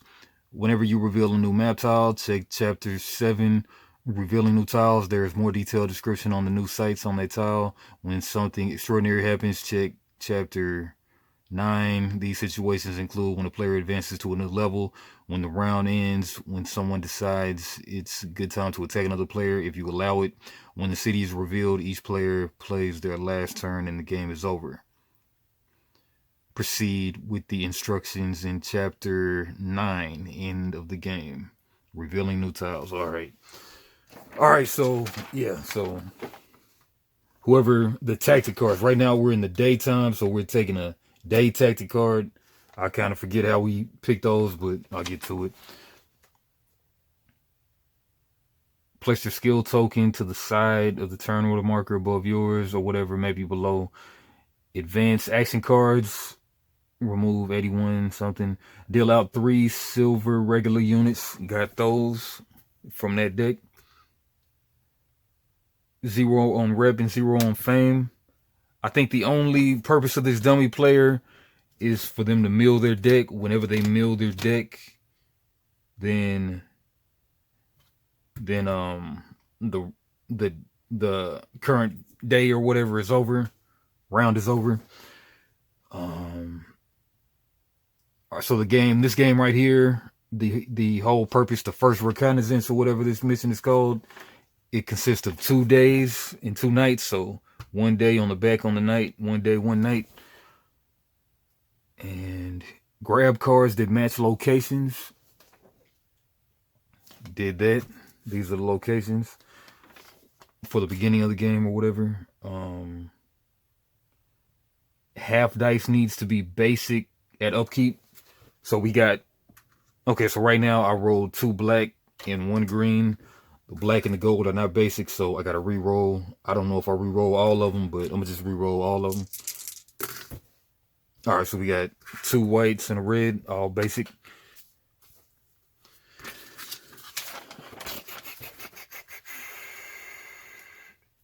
Just start with the great start day card. Yeah, he said do it, so I would just start with the great start day. So there's 5 cards. So I get that one, so I immediately would go about drawing 2 extra cards.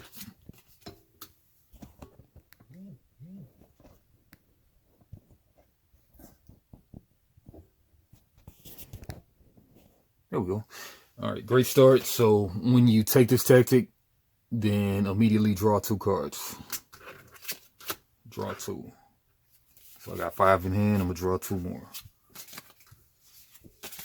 And then whatever they have, I don't know which one they have. I guess I'm going to just draw one for them. I don't know. All right, they got the right movement.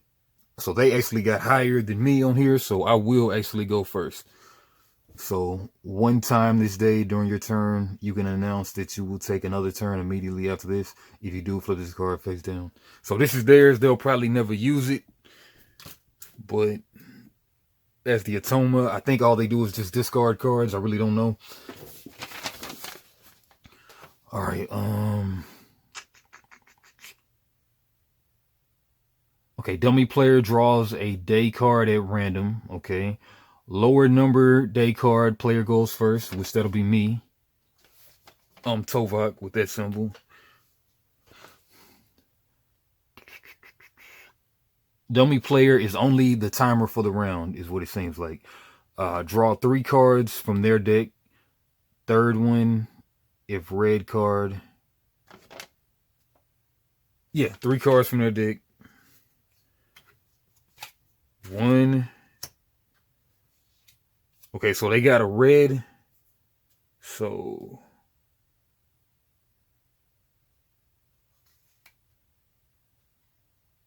hold on. I'm supposed to get that card from their deck, aren't I? Yeah. All right, I gotta get that character card out.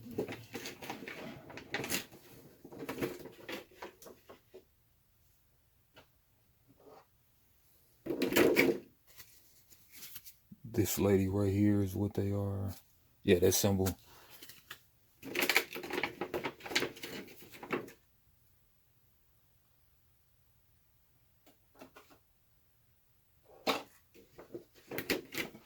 Okay, so and what we're looking at here is If we hit these cards, I believe, these colors, red, or white, then you draw extra cards for them, thereby making the round go by faster, less options for me, I believe. All right, so 3. We hit a red, so I believe that means we draw 1 card. It could be we draw 2 because she does have 2 red pips on the bottom, but I'm gonna just draw 1 because I'm not sure. All right, so 4 cards they have discarded. That's what their whole turn pretty much consists of in a 1-player game. Draw 3 cards from the deck. Third, if red card, draw 1 card for each mana crystal in Dummy's inventory. All right, and let's just do 2 since she has 2 reds on there. We drew 2 red cards, so... No. We draw... I don't know. Then we hit another red, so I guess we do another one. Whatever, I'm going to stop it right there. I got to read the rules all on that. Man, let's do it now. 1-player game. Healing. Combat details. Movement. Regular turn, action cards, playing a card, stacking, mana, special mana colors, mana dice. First round of the game, round prep, next player.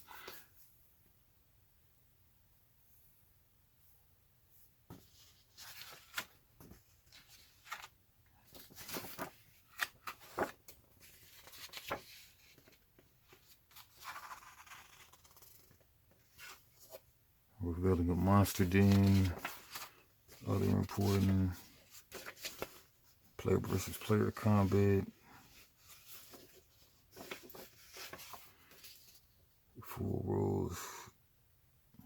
And whatever, not gonna worry about it right now. Alright, what else? You may move. So on your turn, Dummy's turn is just only that drawing cards. If you hit that color that they have, the pips on the bottom, you draw more cards. That's the whole Dummy turn. Your turn is you may move and then you may take an action. That order only. And you can play infinite cards per turn. And then mana token is the plastic figure. So mana, the crystal, is if they go to your inventory. They go to your inventory on your character. But it's a token if it doesn't go to your inventory, which is off to the side of your character. Tokens vanish at the turn end. Crystals can stay with you between turns, but only 3 max in your inventory per color.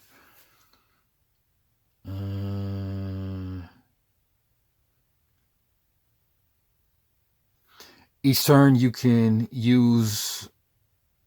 only use 1 mana die, but you can use infinite tokens and crystals per turn. Move costs on diagram, so to move onto or off of green, it's 2 move. I think it's to move to the location, I think, but I gotta double check that. When you end on a crystal mine, you gain a crystal, so you gain the crystal zone. All cards are multi-use. Can play tap to gain 1 of whatever. So any card in your hand, you can play it tap to gain 1 of whatever action, which is a move action, block action, attack action, or influence 1 point. And on a magical glade, this purple looking thing spot, you discard 1 wound in day, and you get a gold/wild mana token. That's what it says on here on this card, on that location card.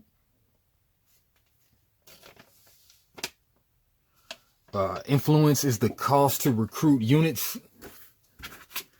This black stone looking cost. Influence, like a dude with a wig, white dude with a wig. Influence.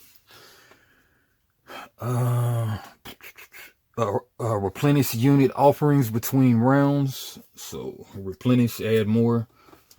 Turn end, all tokens return to bank. Reroll available dice, not nights if it's still day. And then vice versa, put back in the source. All cards you use go to your personal discard pile. Yeah, so clean up at the turn end. Draw back to hand size. Can discard any you want to discard first. And draw 3 from their deck. And then dummy turn 2, draw 3 from their deck.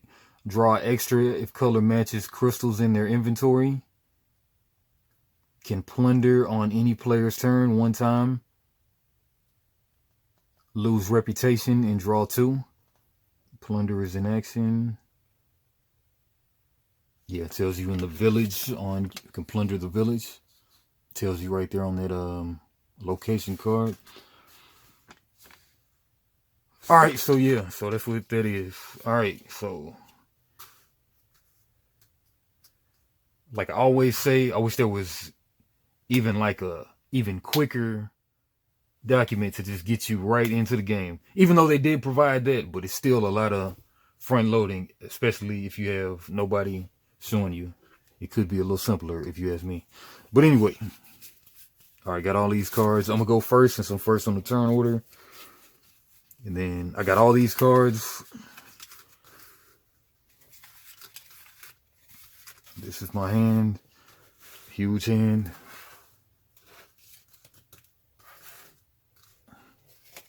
Huge hand. What am I gonna do with it? Yeah, slightly back there.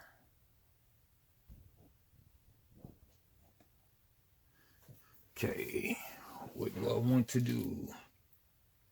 There's a whole the whole point of this mission is to get to those brown tiles. One of those is gonna be the castle. When I reach the castle, this training mission is over. So what I want to do right now is move pretty much. So okay, so these foresters, I don't think I really shuffled these. Let me go ahead and shuffle these. I might have. Don't recall. All right. Yeah, what are these? Oh yeah, that's a discard. They're discard. Man, this game's a table hog, boy.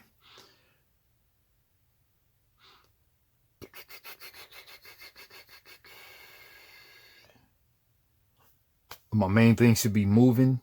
And you can tell whatever, there's 3 symbols, move cards. These are influence cards with the Skull Nobleman guy, I think. And then these ones are, oh, actually maybe 4 kinds. Oh, 5 kinds. Okay, so this hand kind, I guess is heal. Yeah, hand is heal. The healing hand. I don't know what that one is. I guess it's something about the crystals or the mana. And this one is attack, you know. All right, so I'm really concerned with moving. Right, so I just want to move a lot is what I want to do. Yeah, let me look in the book. The cost to move to the thing is that much, right? Okay, movement. Page 8, yep. The move cost of each terrain type is depicted on the day-night board, represented by the red X means whatever. Inaccessible. To move your figure, you must spend move points provided by cards you've played. You can move to any adjacent space on your map unless the terrain is inaccessible. You can move as far as you want as long as you have enough move points. The move cost of each terrain type is depicted. To move your figure, you must spend move points provided by your cards you have played. You can move. When moving into an adjacent space, you pay the move cost of the space you're entering. Yeah, so to move to that grass is going to cost 2. So 2 in the daytime.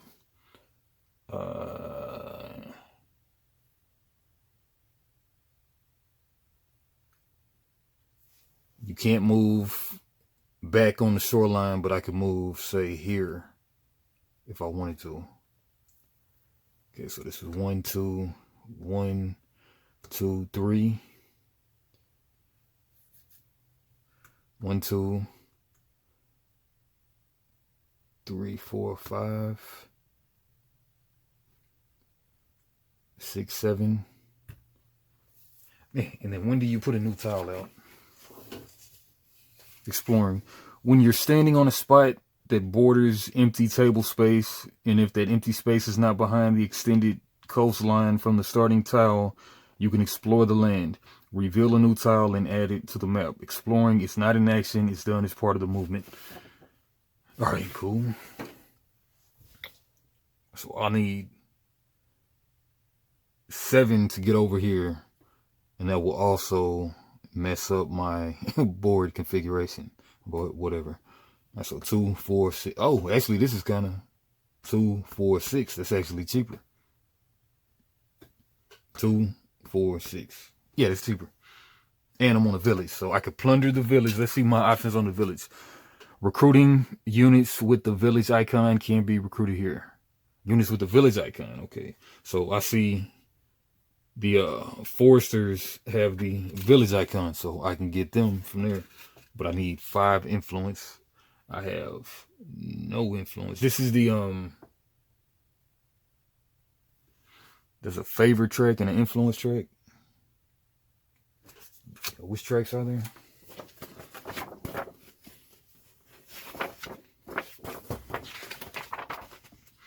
Okay, fame and reputation board. And influence is just the black stuff. How do you get the influence? Oh, you get the... How do you track your influence? Okay, reputation track is that one. Thumbs up or thumbs down. Fame is that track. Influence, I guess that's just like one of them commodities you just have from the cards, I guess. I guess influence just goes away between turns, maybe.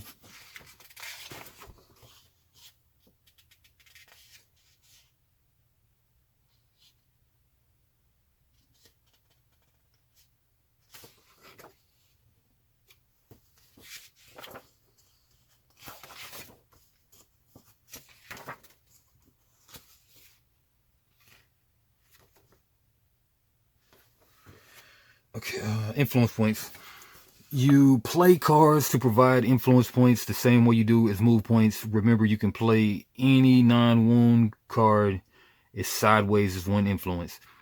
As with move points, you total the influence provided by all cards you play. However, this total is further modified depending on your reputation. Reputation: when interacting with locals, check where your shield token is on the reputation track. If there's a 0 on the space, nothing happens. If there's a positive number, you increase your total influence by this number. Okay, shield token. Okay, reputation is that one. Fame is that one. When interacting with locals, check your shield token on the reputation track. If there's 0, nothing happens. If there's a positive number, you increase your total influence by this number. If there's a negative number, your total influence gets lowered by that number. Beware. If your shield token is on the space of the reputation track marked X, the locals will refuse to talk to you, and you can't interact at all until you improve your reputation. Cool. All right, units. All right. Yeah, so the units, they become guys that can attack for you and stuff and take wounds as well.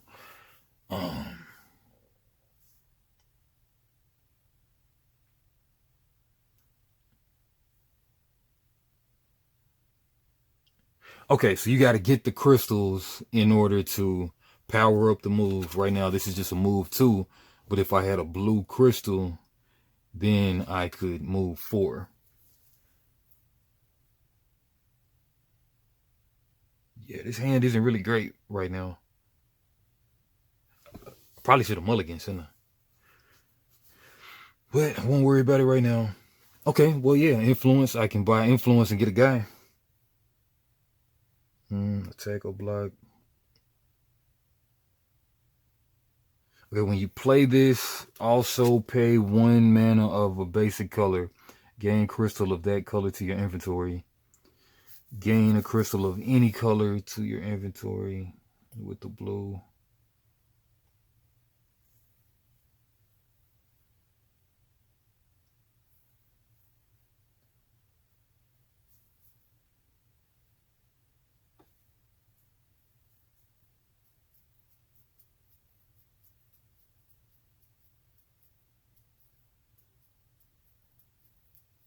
When you play this, also pay 1 mana of a basic color.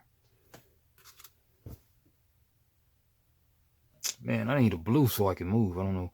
Okay, mana draw right here. Forgetting this is my card too. You can use 1 additional mana die from the source this turn. I can't really use them colors though. Them colors suck.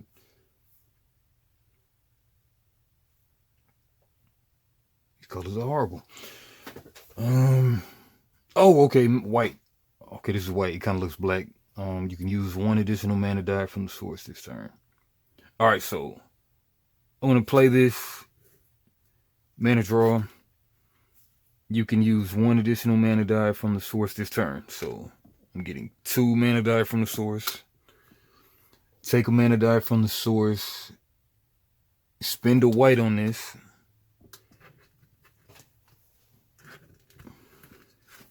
Take a mana die from the source and set it to any color except gold.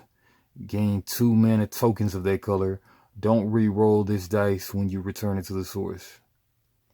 Take a mana die from the source and set it to any color except gold. You can use 1 additional mana die from the source this turn. Okay. So I'm using 2 from the source. Take a mana die from the source and spending 1. Take a mana die from the source and set it to any color except gold. I need blue to move, so I'll get blue. Blue. Gain 2 mana tokens of that color. Don't re-roll this dice when you return it to the source. Okay, I'm getting blue. This one is I may use 2 this turn. So these ones are still in my pool, my personal pool right here. And I got a blue, so I'm taking 2 blue tokens.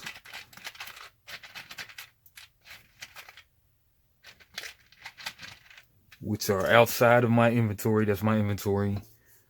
Take a mana die from the source and set it to any color except gold. Gain 2 mana tokens of that color. Don't re-roll this dice when you return it to the source. Okay, so it looks like I'm using 3 this turn. 3 that I can use. That's pretty cool. All right. So now I can just keep on playing infinite cards for the turn. The whole thing is you're trying to make the best combo. Right? So I will. You can move and then you can. Let me highlight that. You can move and then do an action. But you can't do an action and then move. You can move and then you may take an action.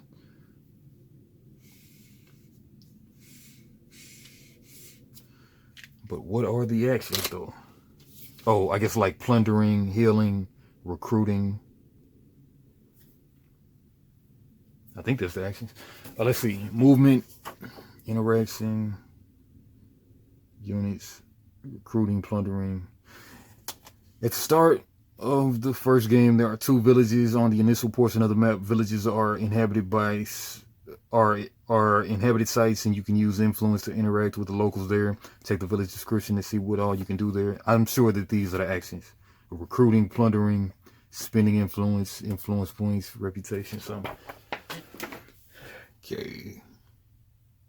All right. So, like I say, I'm gonna spend the blue to get a move 4, which isn't enough move though, sadly.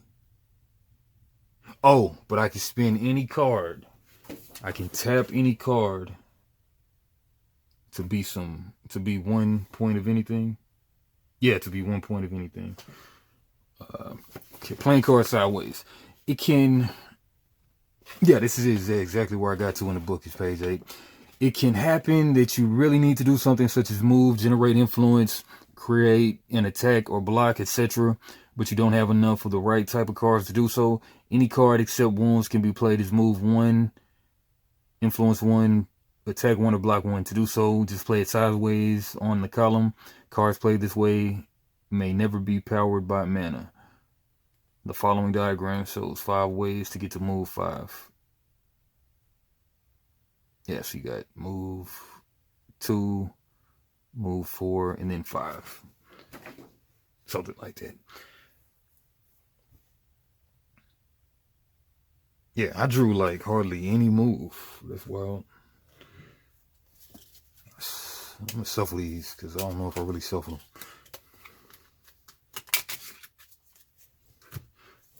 them. I do need some influence. Ooh, I got influence. I'm gonna use that for influence. So that's 4. I still can't afford any of these guys. Oh, but I can use the cards, yeah. All right, 4. So I got 4 move. I need what? 2, 4, 6 move. That'll put me on the edge, so I can move and then do the action. So I need to spend 2 of these on move, and then 1 of them on influence, so I can grab a guy. Okay, we don't need to heal. Oh, but we can draw cards though. When you play this, you may pay 1 mana. When you play this, also pay 1 mana of a basic color. Oh, okay, yeah, these tokens, they go away. So, I gotta use this. When you play this, also pay 1 mana of a basic color. Gain a crystal of that color to your inventory. Okay, that's how you combo off and stuff right there. Okay, I don't need to attack and block right now, so I'll waste this on here. All right, 4, 5 move. Oh man, I know this ain't influence 5 right here, but I don't really have a red, so. But reputation -1. Okay, so yeah, that's nasty. You get influence 5, but -1 reputation. I will not dabble in those dark arts right now. All right, so we'll just get rid of that. Smooth, get rid of that. Oh, yeah, we'll just smooth, get rid of that. I could just use the top ability, but whatever. All right, 4, 5. Okay, so now we got our 6 move. We got enough to go right there. 1, 2, 3, 2 move, 4 move, 6 move. The 2 on the grass. Okay, because if I don't use these crystals, they just go away. So, oh yeah, I got 2 blue right here. So, yeah, that's nice. Okay, so this helps me crystallize, get crystals into my inventory. When you play this, also pay 1 mana of a basic color. Gain a crystal of that color into your inventory. When you play this, also pay 1 mana of a basic color. Gain a crystal of that color to your inventory. When you play this, also pay 1 mana of a basic color, which is what I'm doing. Gain a crystal of that color to your inventory. So this will go crystallize. It comes better into my inventory. And then I'm going to spend a blue to upgrade this move in order to gain a crystal of any color to my inventory. What color do I want? My move was blue move. I've already got a blue, so I won't really use a blue. I will do a white for influence. Yeah. 1 card left, which I'll use that for some influence, so I'll be able to grab one of these foresters, recruit one of those guys. Nice. All right, so I had 4, 5, 6 move. 2, 4, 6. I get a new tile. I explore, which is a free action, just that you get just for being on the edge of the map. Oh man, I think when you go adjacent to an enemy, you might have to face them too. I forgot that. I forgot all about that. Well, I mean, it is what it is. We'll see what happens. But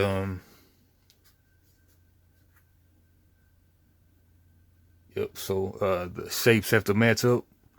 Yeah, let's see how that movement works. All right, movement. Okay, other figures. You can freely pass through space occupied by another figure. Okay, I think those are the marauding hordes, or what are those? I mean, that's the marauding orcs.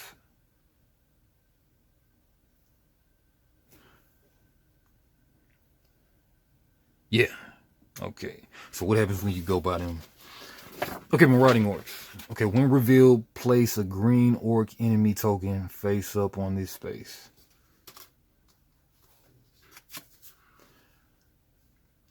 Effect. No one can enter a space that is occupied by an orc enemy token. Orcs can be provoked into combat by a player who moves from one space adjacent to them to another space adjacent to. Okay, let's read that again. Orcs can be provoked into combat by a player who moves from one space adjacent to them to another space adjacent to them. Okay, yeah, so once you engage them and then go to another one adjacent to them, then they start getting into combat with you. And that is an orc, right? Man, that looks different than an orc for some reason. That's a trebuchet. That's a skeleton.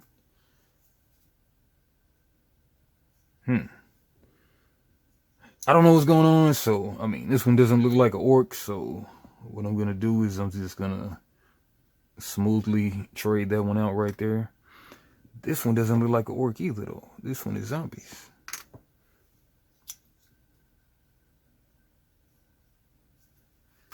Yeah, the orcs look a certain way. Yeah, you know, we'll just, I still gotta, probably really just gotta really go through this book, which I am not gonna do right now. Yep, not gonna do it right now. All right, yeah, so basically, I got them engaged, they leave me alone, but once I go to another space that's by them, then they're gonna be provoked into combat. But if I went here, oh, okay, either way, I'm gonna have to fight them. Unless I went back, oh, yep, either way, or, nope. Unless I went all the way over here, then they wouldn't mess with me. Interesting. All right, yeah. All right, so okay, I've explored the tile. I spent my move. I will, and now I'm gonna recruit. Units with the village icon can be recruited here. My other options are I could heal. You can buy 1 point of healing for 3 influence here. Or plunder. I can plunder a village during another player's turn. You can only plunder a village once between each of your turns. If you do, draw 2 cards and you get -1 reputation. Interesting. Okay, so, all right, I'm gonna spend my influence. I have 4 + 1, 5. Foresters have the village on it, so these come to my party right there, and they're like another unit on the no, I think they just take blocks and they can fight for me or something. I think that's how it goes. Let's read it. Okay, recruiting units. Players can only recruit units that are in the unit offer. Take a look at these units. In the middle left of each card, there are 1 or more icons that show where the unit can be recruited. All inhabited sites have an icon in the upper right corner in the description. If there's no unit with the icon covered, no units can be recruited in the village. The cost for recruiting a unit is in the left corner. Important, unlike other offers, a unit offer is not immediately replenished when you recruit a unit. As players recruit units, there will be less cards available in the unit offer. The unit offer only gets replenished to its full amount at the start of each round.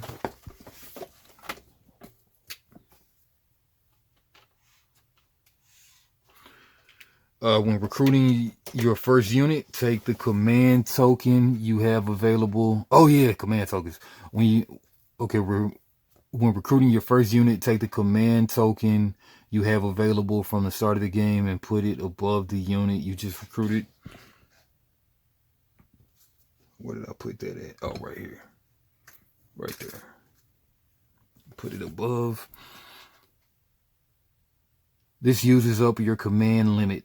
You can't have any more units until you progress to level 3 when you get another command token.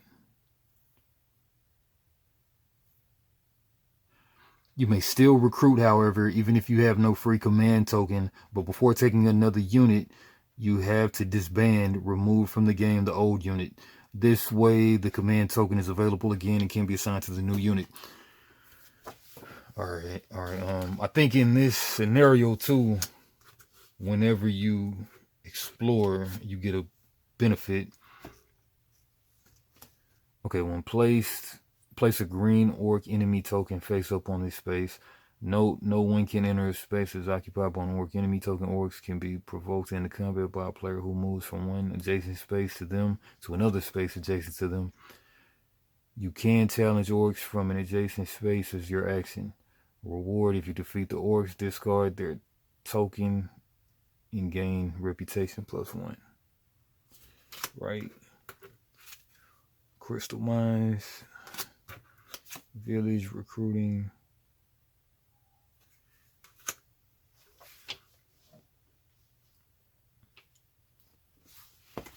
Units. Okay, you can activate a unit to use one of its abilities. To activate a unit, announce which ability you want to use, then take its command token and put it on the unit card.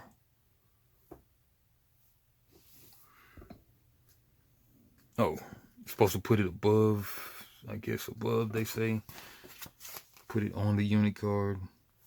Okay, you can activate a unit to use one of its abilities. To activate a unit, announce which ability you want to use, then take its command token and put it on the card. This works the same way as if you were playing a card from hand with that effect. After you activate a unit, it's spent and can't be activated again until it's ready. Keep it in the unit area with this command token on it. The diagram on the right shows another way to play move 6. The player chose to activate their peasants to provide move 4. Nice.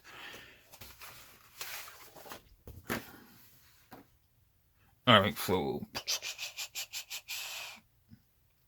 I spent all my cards. That's all I can do. I did my action. Did I do my action? No, I didn't do. Yeah, I recruited. Alright. Spent all my money. And it's my turn. Turn in all tokens returned to the bank. Yeah, so I do my turn. They did their turn. I do my turn. Turn in all tokens returned to the bank. Luckily for me, I spent them all, but I have crystals crystallized in my inventory. Reroll available dice. Not night wins if it's still daytime. We didn't get any of those. So reroll the dice. We got a nighttime, so what happens here is that'll just go off into the sunset over there, a darkness spot. And that one won't become available until it's until it's nighttime, I guess. All tokens return to bank. Re-roll available dice. Put back in the source. All cards used go to your personal discard pile. These get discarded.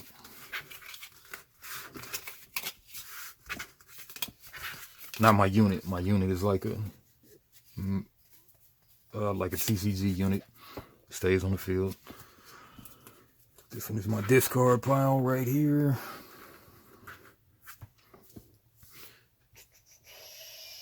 Draw back to hand size. My hand size is 5 right now. 1, 2, 3, 4, 5.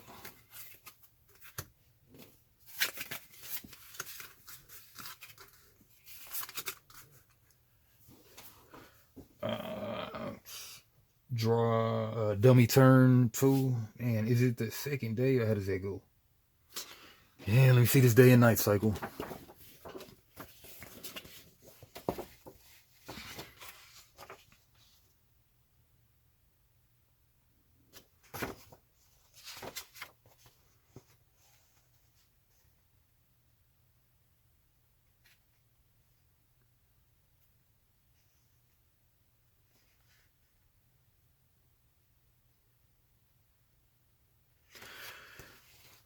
Yeah, let's start back at this part. Players should know enough to they can know the rules right now. Tactics. Players choose their tactics in the order determined by the round order tokens, which were randomly sorted during setup. The player whose token is last has the first pick. In subsequent rounds, the player with the lowest fame picks first.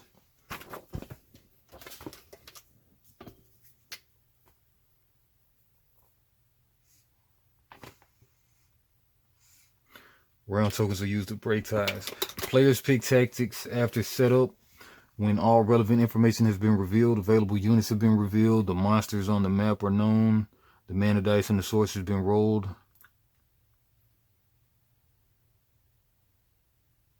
Available units. Put another unit out. I think there should always be 3 units available, it looks like.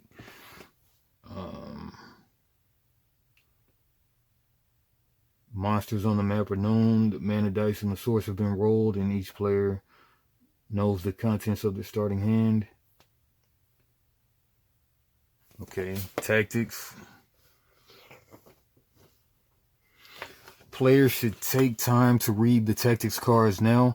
Most of them have an effect or ability, and each player will want to pick one that is suitable for the situation. Generally, the higher the number on the card, the bigger the advantage it gives, but later that player will get to take their turn during the round. Some of the effects apply immediately. Okay, playing. The player with the topmost round order token can start their turn. In subsequent rounds, the player with the lowest fame picks first. Okay, so we're just picking daytime tactics cards. I don't think the dummy player really... The thing about this book is it doesn't really go into what the solo mode does. It doesn't seem to really so far. But maybe it's in another book. Okay, early bird. At the end of each round, if you have at least 2 cards in your hand before you draw. And then when does it go to like nighttime and stuff?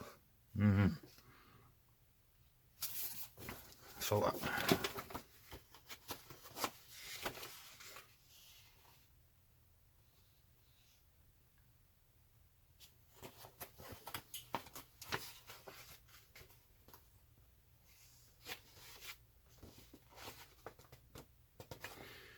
if a player runs out of cards in their D deck and they don't want to play anything in their hand, end of the round. Okay, end of the round.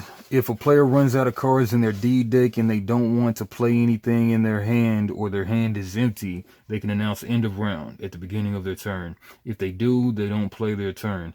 Each other player then takes one last turn for the round, and then the round is over. Preparing a new round. To prepare a new round, do the following. Flip the day-night board.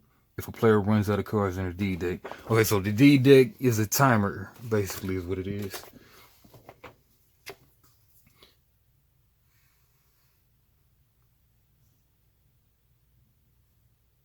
And they don't want to play anything in their hand, or their hand is empty, they can announce the end of round.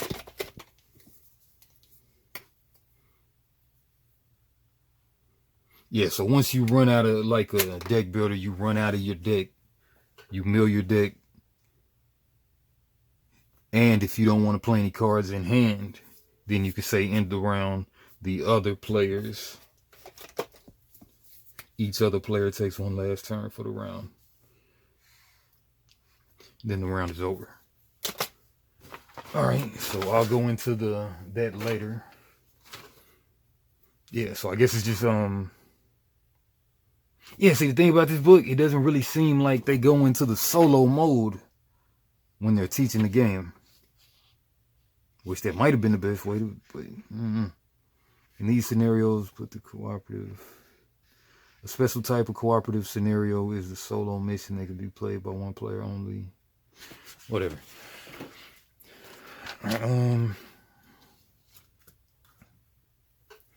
Alright, so pick one of these. When you take this tactic, discard up to 3 cards, including wounds from your hand. Nope. When you take this tactic, take 1 mana die of a basic color and from the source and put it into your Put it on this card.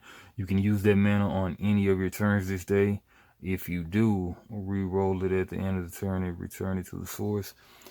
At the end of each turn, if you have at least 2 cards in your hand before you draw as if your hand limit is 1 higher. At the end of each turn, if you have at least 2 cards in your hand before you draw as if your hand limit is 1 higher. I honestly don't know if they were supposed to really draw one of these. Yeah, I guess so. I don't know. If you have at least 2 cards at the end of each turn, if you have at least 2 cards in your hand before you draw as if your hand limit is 1 higher. I don't know. I feel like playing it. I feel like using all my cards. Man of Steel. Man, let's just get Man of Steel. I don't know what's going on, but I'm gonna just go first. Whatever. All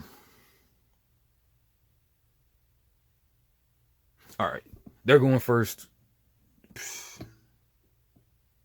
Oh, did I ever discard for them? Yeah, I did. Yeah. Okay, so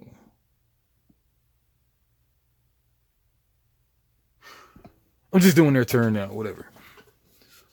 1 green, no blue, no blue. So the turn is gonna take a little longer. All right. That's their turn. Now time for my turn.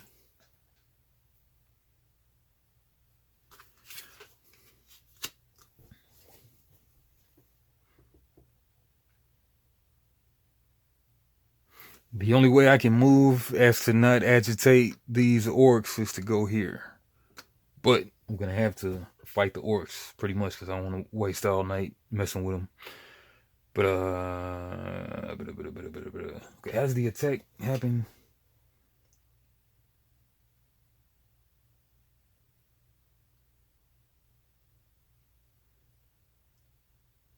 no one can enter spaces occupied by an orc.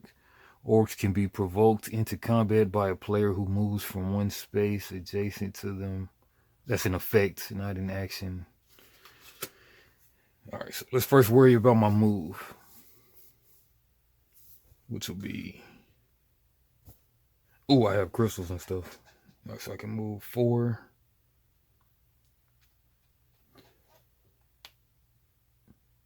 1, 2. That move costs more, so... Okay, what's the crystal mines? If you end your turn on a mine, gain 1 mana crystal of the color that the mine produces to your inventory. That's a white crystal. Yep. So I'm gonna go... Okay, this is... I can explore fast that way too, so... 1, 2... Yep, and then I get to end my turn on a mine too. Man, can you... Yeah, I think once you do your move, you can just keep spinning move. Anyway,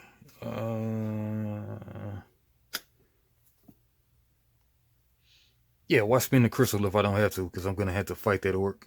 So 2 move right there. Ooh, but we got some ranged attack. Okay. Yeah, so let's do 4 move right here. 1, 2, 3, 4, 5. 5 though. Technically the fight would happen right there, but whatever. So 5. Oh yeah, I have a unit too. So my unit can be helped to move, or it can be helped to block. The move cost of forest, hills, and swamps is reduced by 1 this turn to a minimum of 0.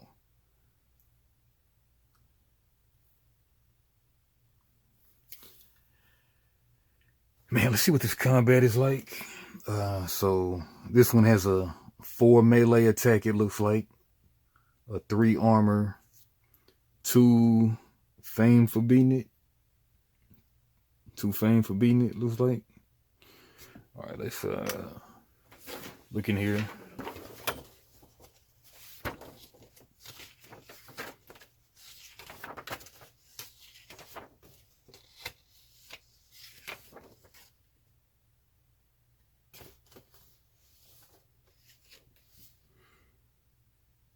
Okay. You may encounter combat on many occasions in the game, but for now, the only enemies on the revealed part of the maps are two groups of orc marauders, the green tokens. Enemy tokens. Let's take a look at the enemy tokens. The number on the top is the armor of the enemy. It basically means you need this much attack to defeat this enemy.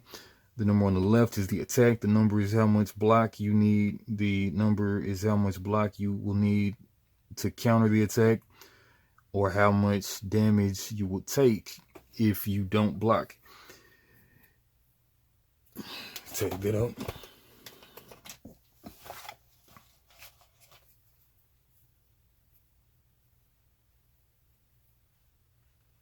How much block you need to counter the attack.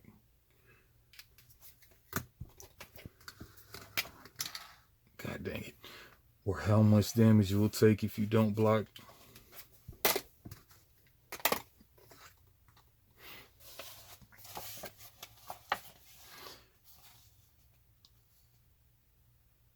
It is on the fist icon because this attack is physical. Later you'll encounter enemies with ice and fire attacks, which have different attack icons. On the right there may be an icon showing any special abilities on the enemy. Some enemies have special defense abilities and resistances. Combat outcome: challenging with rampaging enemies. To initiate combat, you have to be on a space adjacent to the enemy token. You announce that you want to challenge an enemy and the combat begins. This counts as your action this turn, and you can only do one action on your turn. For example, if you end your movement in a village next to an enemy, you have to decide whether you want to interact with the villagers or challenge the enemy. Another way combat can happen is to provoke the enemy by moving around it. The enemy will attack you, and combat starts immediately. This also counts as your action for the turn. See the movement section above for more on this. Yeah, okay. If you manage to... Another way combat can happen is to provoke the enemy by moving around it.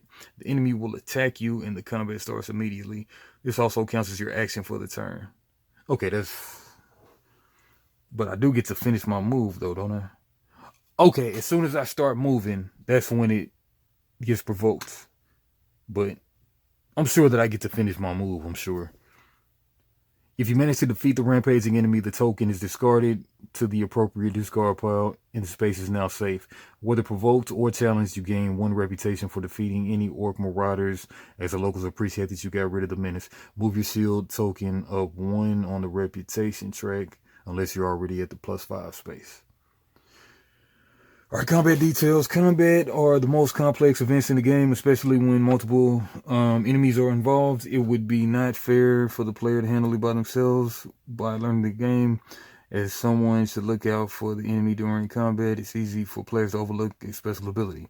If a combat happens that the player was playing before the active player should become the combat manager, they make no decisions for the enemies. It's just their duty to see that everything goes according to the rules. The combat manager's function is handy during your first games. As you get used to the mechanics, combat managers are also needed in the final phases. Combat cards and abilities, combat phases.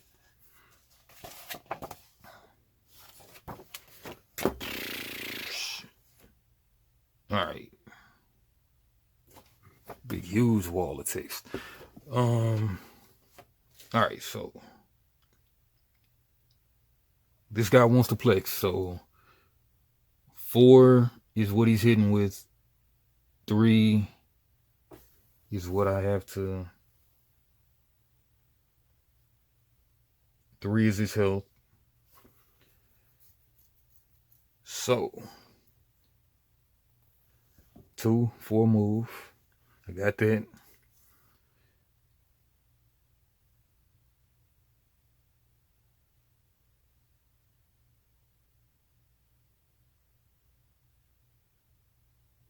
Oh, ranged attack. I can actually do ranged attack 3. Ranged attack 3. By spinning a white crystal. And then ranged, I don't even think I get hit back.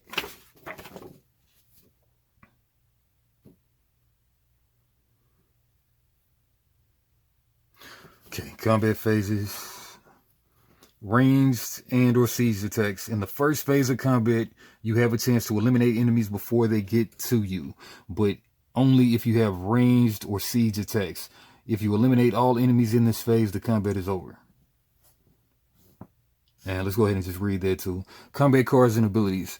In combat, you mainly use cards and units that have attack X or block X abilities. If attack or block X is written on the card, you can use either attack X or block X, but not as both. You play these cards the same way as you play move, influence, blah, blah, blah, attack 1, block 1. Some special types of cards, range are the only attacks that can be used in the range phase. Elemental fire and ice when there are also ice blocks. All right, just combat phases. Ranged and siege phase, block phase. If any enemies survive the first phase, they will now attack you. So ranged and siege phase, that's the upkeep of the combat, whatever. Block phase, if any enemies survive the first phase, they will now attack you. The enemies generally attack first unless you're attacking ranged or siege. If any enemies, they will now attack you. You have the chance to block the attack. If you do, it does no harm to you. Any enemies that you did not block will now deal damage to you and or your units. You decide how to assign the damage. Attack phase, now you can attempt to defeat any remaining enemies with regular attacks. You can combine them with any ranged and siege attacks you didn't use in the first phase. Whether you defeat all enemies or not, the combat is over after this phase. So if you can defeat the enemy with the ranged attacks, there is no other phases. If not, you can either block its attack or suffer damage, and then you'll have a chance to kill the enemy with any of your remaining attacks. All right, so basically I just do 3 range attack on it.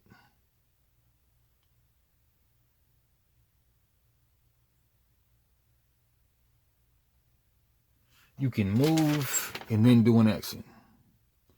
Yeah. Yeah. All right, so anyway, I'm doing the 3 range attack on this guy, which basically kills this guy before they get to do anything to me. And then what's this thing on the bottom? The number at the top, the number at the left. The number at the bottom is the amount of fame you gain when you defeat this enemy. Okay, fame is the thing on the bottom. So 1-2 fame, 1-2 fame. I'm not on that next level yet. I get 1 reputation for beating it. Keeps me on 0, but positive 0.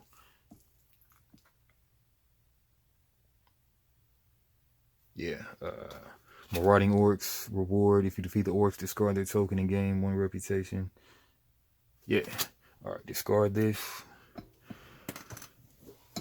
I'm sure that I can still complete my move, even though they said that that's an action, but I'm still technically moving, so I don't care what it says. I'm still moving. 1, 2, 3, 4. Then I get another tile. I still have 2 cards right here. Man, if you have cards left over, what happens? Oh, you draw up to your hand size. Okay, I see why that card was pretty good. Where like if you keep cards in your hand. But all right, do I want to do any more move? No. All right, grab this one. This one is a star right here.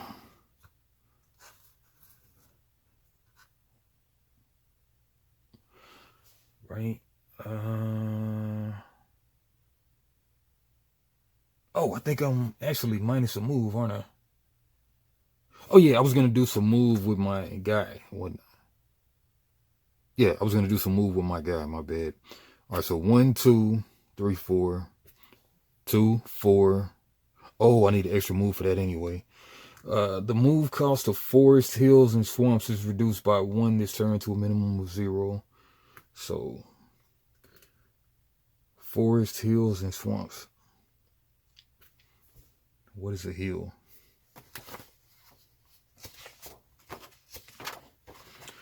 Go to the terrain types of the book. Forest, hills, and swamps. Where's the legend at?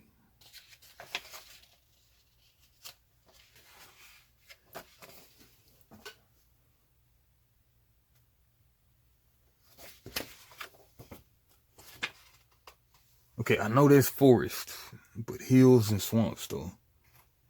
Which one is hill? Yeah, you know that one would naturally be a hill. It looks like a hill.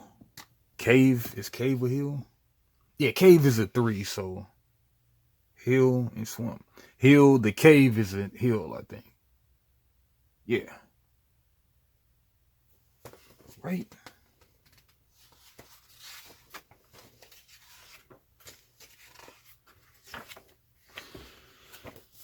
There's no legend on the map tiles that I see in the quick start. What about over here?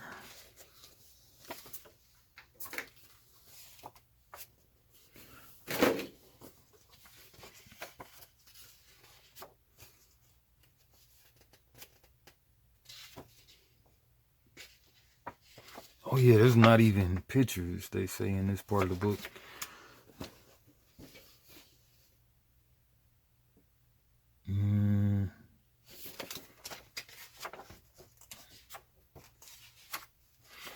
Yeah, I'm gonna just take it that that's a hill. So the movement cost of forest, hills, and swamps. The swamps got to be the black. They're reduced by 1, so 2 move, 4 move, and then I have a 6 move. That's got to be desert. So technically, I would have to go 2, 4, 6. I'm gonna go there. Circle. There's 2 circles. Yeah, right there. All right, done with move. Gain a blue, white, or red mana token.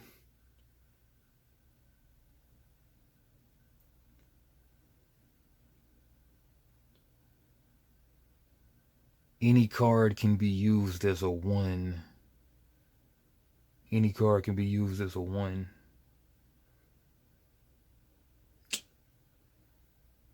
Okay, you can't upgrade the cards with a half card, with a tap card. All right, blue, white, or red. Oh man, I'm supposed to be putting stuff on these tiles too. I forget that. Okay, supposed to be having a keep token right here. I don't know if it's face up or face down. I don't know. Oh, I'm getting into some more Anna right now. This guy, I maybe couldn't even move there. Honestly, I don't know.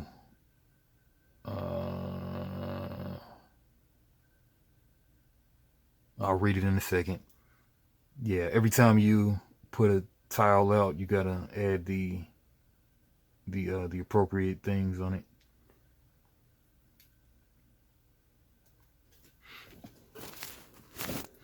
I don't know if this is an orc. That's an orc.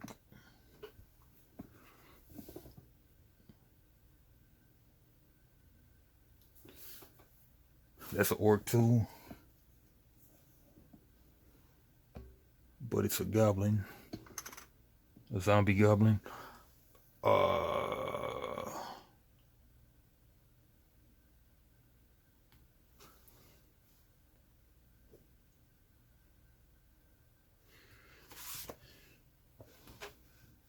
Yeah, this is one of them games I would just rather learn from somebody else.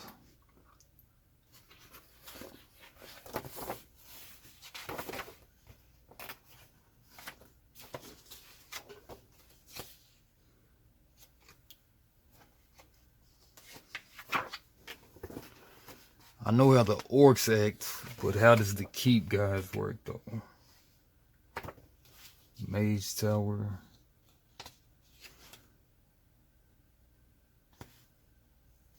I think when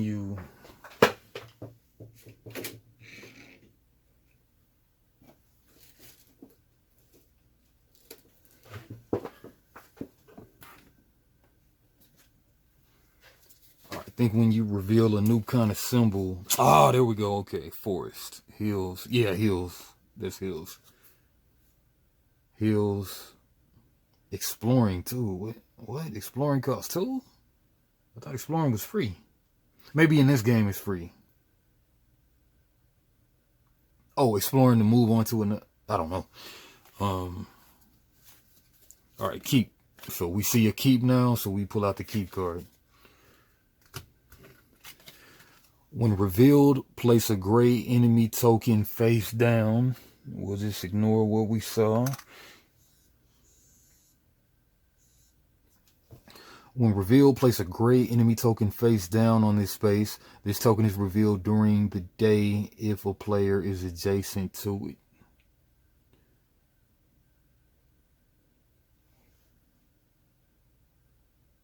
Yeah, I guess I wanted to go there to explore. Yep.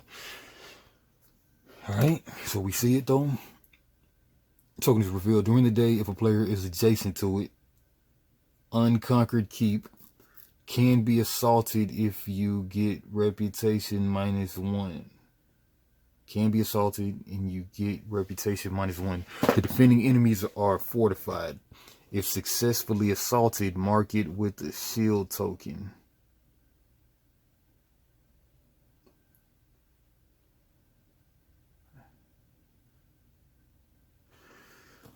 Can be assaulted and you get reputation -1. The defending enemies are fortified. If successfully assaulted, mark it with the shield token. You now own that keep. Other players' keeps can be assaulted and you get the reputation -1 if the owner is not present. Draw a random gray enemy token as the defenders. They are fortified. It is if successful, you get half the fame rounded up for defeating the defenders, and you replace the owner's shield token with your own. Your keep. You can recruit units with the keep icon here. If you end your turn on or adjacent to a keep you own, your hand limit is 1 higher for each keep you own. Interesting. Whoa.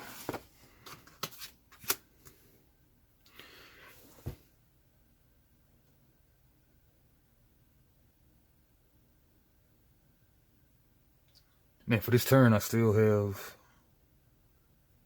mana that I could be exploiting, but no cards to really use it on. So, oh, I put that there too.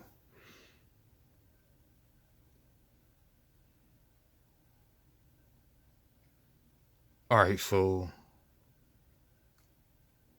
I think I just move. I got no action to really do. I think my action was attacking that guy anyway. I think I can choose to attack them or not.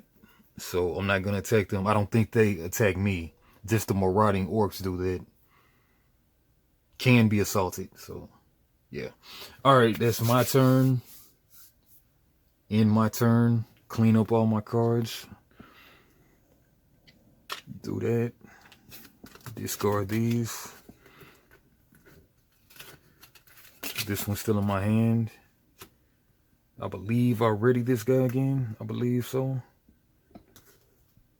I can either keep this in my hand or discard it, but I think I'll just keep it in my hand. These over here. Draw 5. 1, 2, 3. Yeah, so this will be indicating that the round will be over soon anyway. So we'll go to the night phase. So I'll just keep these all in my hand. Yeah, I didn't use the mana die for anything. Yeah, I didn't need it. All right, so we'll do 3 cards from here. 1, 2, 3. We can't even see her. No red, no. We do have a white, so she'll get 1. 1 more to the discard. I don't know if we really do it again. Maybe we do it again. I'm not sure. But anyway, the round will be over next turn anyway because I'm out of cards. Okay. Whatever, it's my turn. You know what? I don't think I take one of these every turn. I think you only get one of these once per turn. I'm not sure. Anyway, all right, just taking my turn. I think we would have had to re-roll the dice, I think.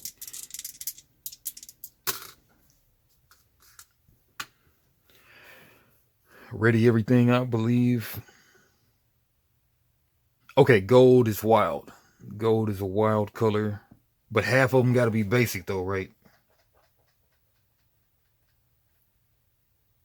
Is that every turn or just the beginning? I don't know.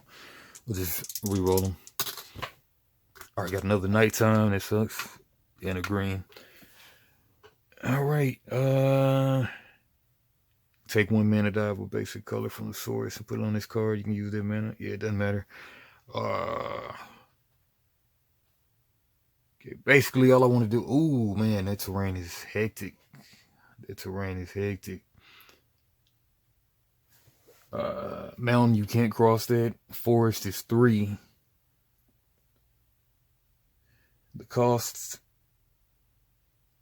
the move cost of forest, hills, and swamps is reduced by 1 to a minimum of 0. Okay, so I use my foresters to get through there. But if I go by the orcs, I gotta fight them. And these orcs over here, they have, what do they have? They have 2 melee. They pretty weak. But it might be 2 different attacks or something. I don't know how that goes. Yeah, look at that.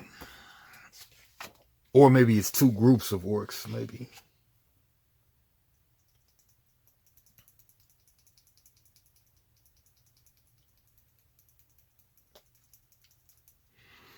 Why does it have 2 ones? Maybe it attacks twice. There are physically 2 pictures. Oh, see, because that one has 3.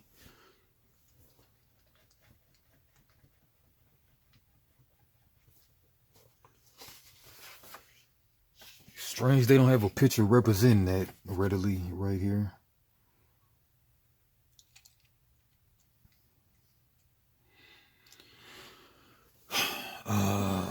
Challenging. Combat.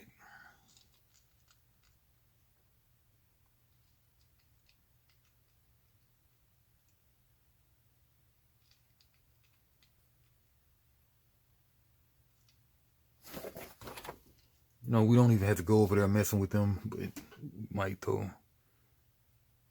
One's gonna hit you 1 time, then you gotta probably fight them again. They both have they hit very weak, but they have a kind of high defense, and they give you 2 fame. Yeah, I think you can just either take 1 hit from them or whatever. All right, so basically I'll need 4 to kill them, but do I have to kill 2 of them though?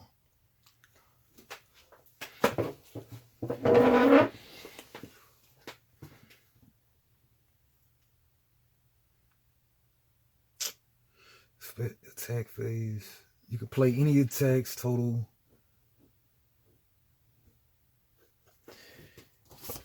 Man, it's like really boggling my mind that they don't show a picture of the multiple fists.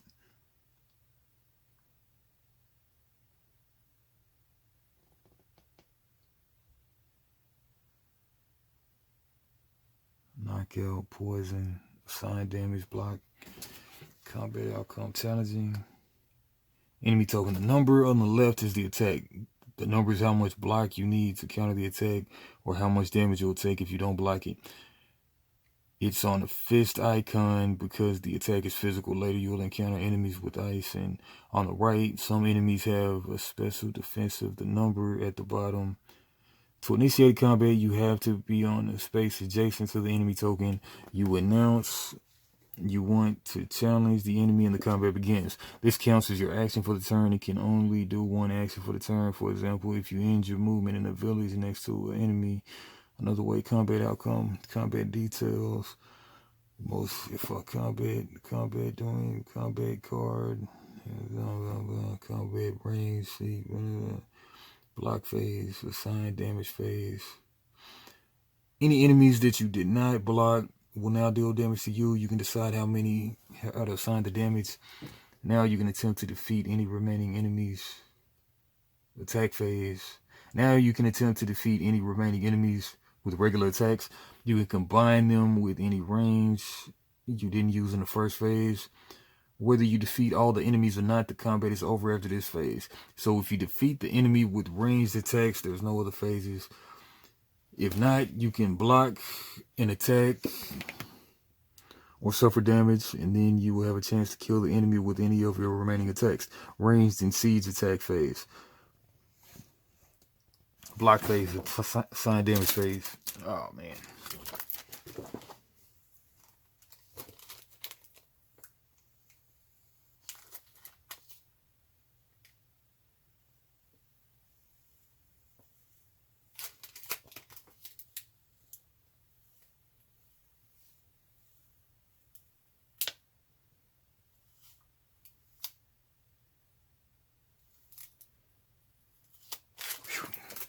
There's some tape lying around here. Alright, assign damage phase. If you manage to block all the enemy phases, any unblocked attack, first you may choose one of your units to announce you want to assign damage. If you do so, your unit gets wounded. If you assign damage to a unit, if any damage remains important, if you assign damage to your hero, you will take the wound. When you take at any point, you will...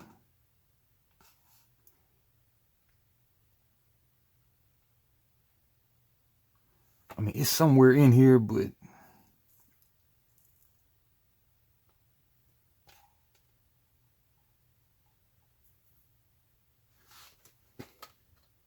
I don't feel like reading it. All right, so we'll just go with my thoughts on it. All right, so anyway, okay, we're gonna move. First thing we do is move. We'll move. So we got foresters. Make my forest just like moving through plains. So 1, 2, 3, 4. We're gonna go to war with those orcs over there. 1, 2, 3, 4. Oh, or I could just, yeah, we can leave them orcs alone. Who cares? Because foresters make my guys just to move. So yeah, we'll just leave those orcs alone. All right, so we go 2, 4. I do get to...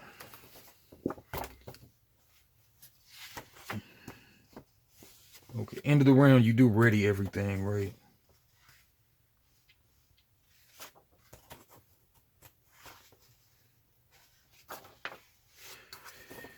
The players running out of cards, blah, blah, blah, blah, blah, preferring a new round.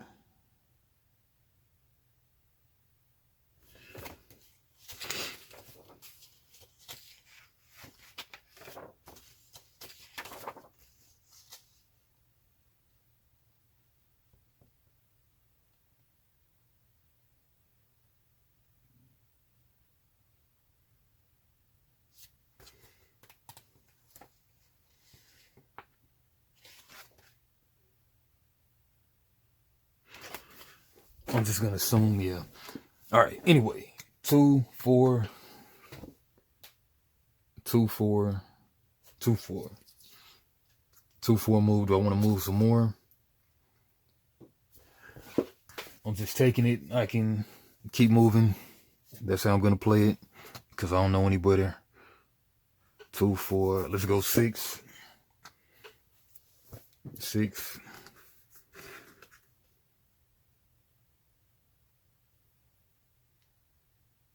And you know, let's use this mana right here. So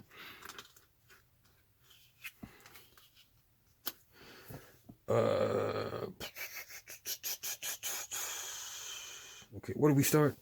2, 4, 6. We got 8. I don't even know why these cards are here. I guess it's just not here for the intro game.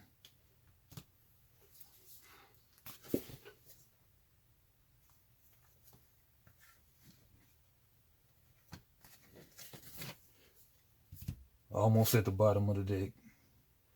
6. Any kind of funky tiles? Yeah. Got another orc. It's not an orc, so I'm not gonna count it as an orc.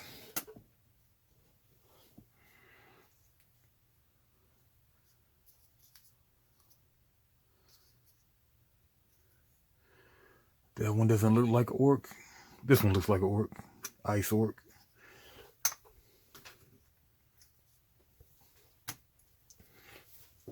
Alright, so I did 2, 4, 6, 8, 8. And actually I can move away from it. So 2, 4, 6, 8 move. 8 move. And then I can just walk away from it as to not initiate combat with it. Do I have any more move? Yeah, I do. 8, 10.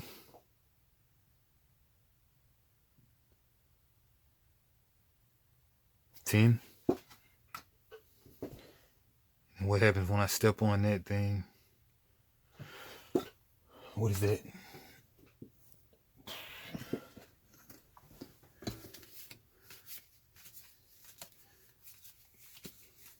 Dungeon.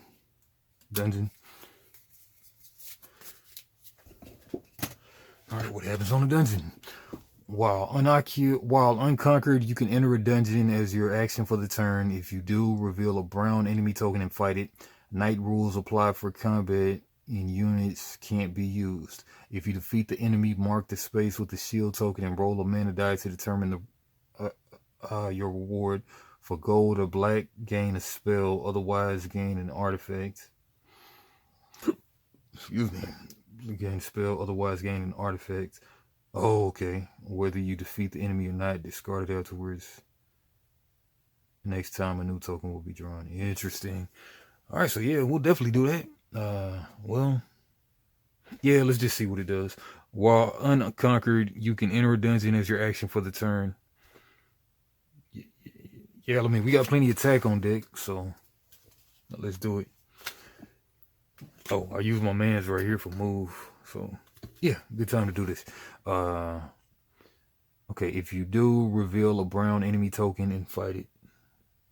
Okay, yeah, dungeon enemy. Cool. Man, this has a lot of attacks. It has a 6 ice. I get 5 fame for murking it. 5 fame, 2. It's going to hit me with 2, 3 times Hydra with the ice block. It has ice block. Okay, enemy resistances.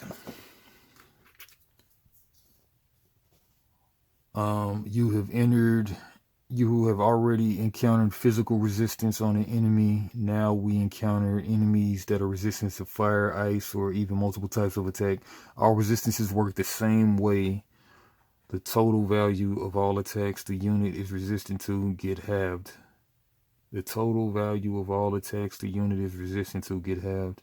For example, to defeat the ice golem shown here, fire attack of 4 would be enough by itself, but if you use physical or ice attacks, you would need an attack of 8. Physical or ice. Okay, physical right there, because they got a physical resistance, but this has an ice resistance, which I don't have any ice stuff, which is... Oh, but I got an ice block, though. Okay. This just seems like a regular attack, not an ice attack. It would have said ice attack if it were an ice attack. But anyway, okay. If you defeat the enemy, mark the space with a shield token and roll a mana die to determine the reward. For gold or black, gain a spell, otherwise gain an artifact.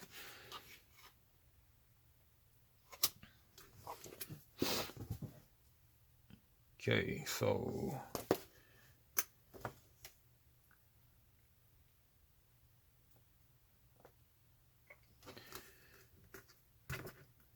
Man, I'm afraid I don't even have enough to defeat this guy, really, because I don't have a red mana.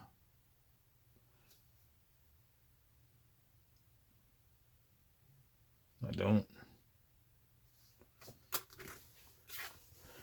Attack 2 or ice block 3. Ice block 5, get the ice block plus 1. Get +1 ice block for each ability or color of attack depicted on the enemy token you block. I can't block them, I guess, is what I had to do since I can't attack. Because I've only got 3 attack I have access to, but I need to do 6 damage to him. So what I'll do is I'll just block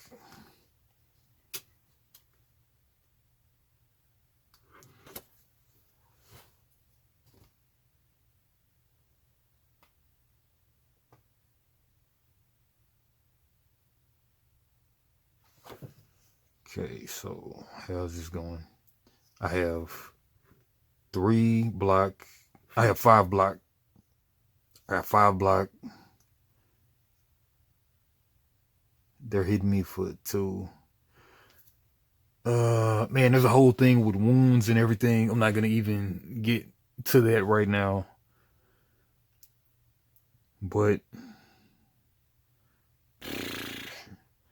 I got 5 block. They're hitting me for 1, so I'll take a wound, I believe. Unless I gave it to my foresters, which I definitely don't want to do that. So I'll take a wound. So where's my wound stack at? Wound stack must be one of these. Yep. All right, just a blank card in your hand.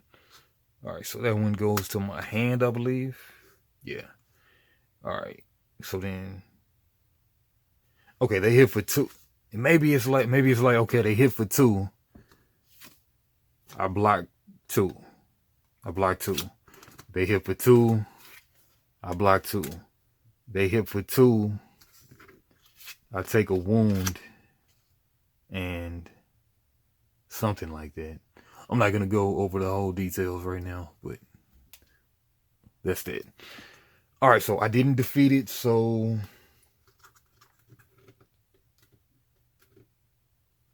I have no attack to place on it. Got nothing in my hand.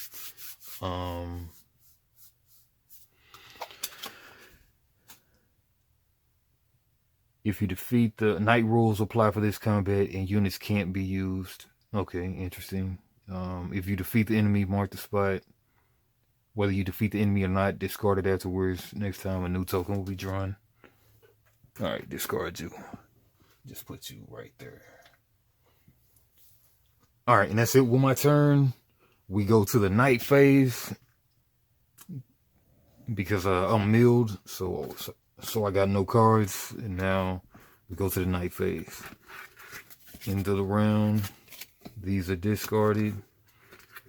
Okay, I think this one becomes a new part of my deck now. Like a weakness in DC deck building game or the like.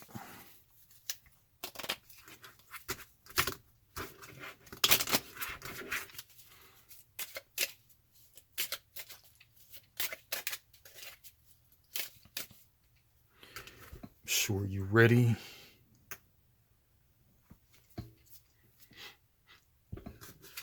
Just put these back because we're no longer in the day phase. The lowest fame goes first, so they'll go first. I'm sure the shield, I'm sure that this player will reshuffle.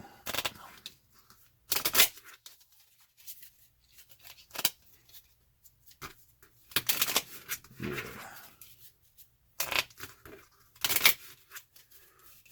Okay, we flip to the night board.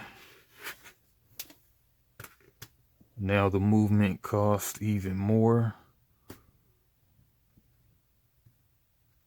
Yeah, the moving force is ridiculous.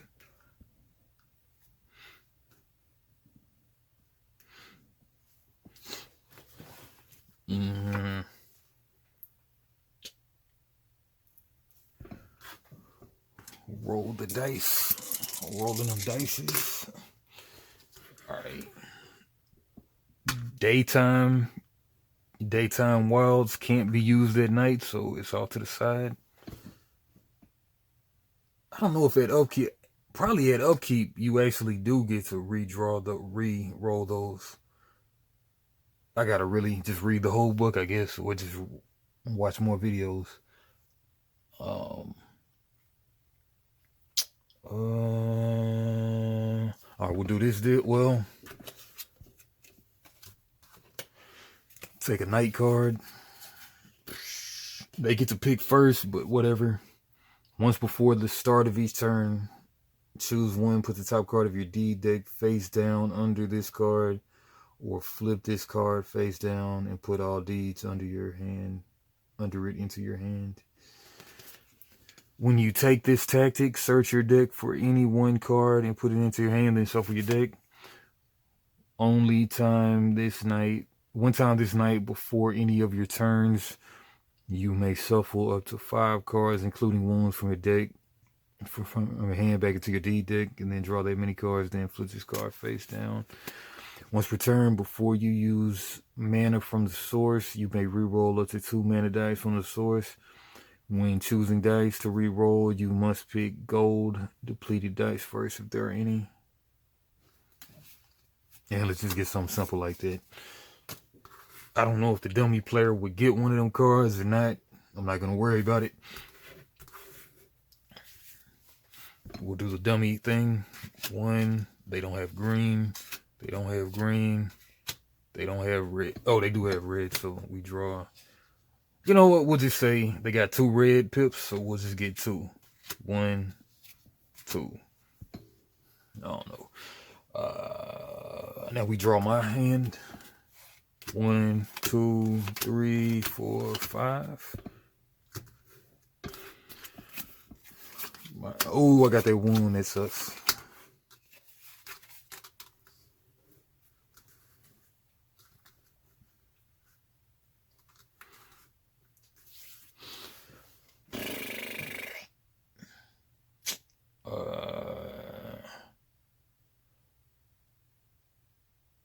Alright, what do I do for my turn? I have a bunch of move. I got 6 move, and I can gain a crystal of any color. Man, what I could sure use is some cards, though.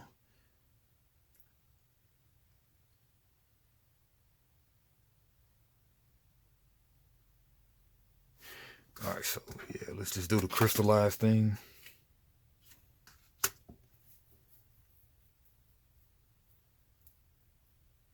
Or we can move a bunch more, a little bit more. Kind of not worth it. When you play this, you may also, pay 1 mana of a basic color. Gain a crystal of that color to your inventory. So I'll spend this green. Spend this green to gain a green to my deal. Or I could spend a blue to gain a crystal of any color to my inventory. I don't care about that. All right, so I'm going 2, 4, 6. 6 at night on green is...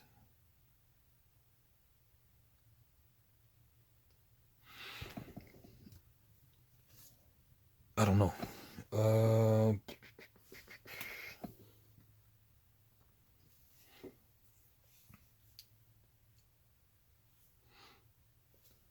This goes here. Right there.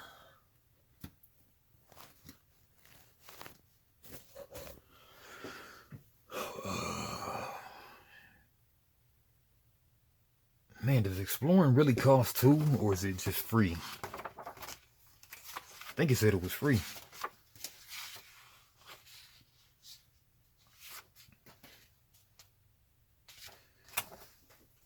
Movement, exploring. When you're standing on a spot that borders an empty table space, and if that empty space is not behind the extended coastline from the starting tile, you can explore the land. Reveal a new tile and add it to the map. Exploring is not an action, it's part of movement. To explore, you must have to pay 2 move points. Oh, man. Okay. I've been cheating a bit. But yeah, it does cost 2. That's why the 2 was right there on the thing. That's why the 2 was on this. But it's not on the board, though, strangely. We think they will put that on the board. But alright, so... Alright, I spent 2 to explore that. I kind of half-tapped that.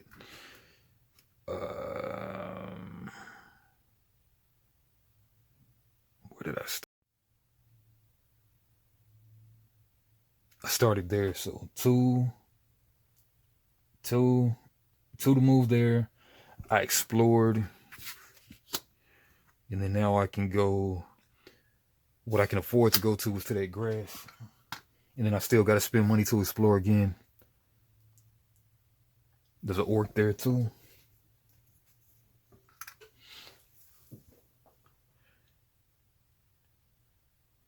All right, and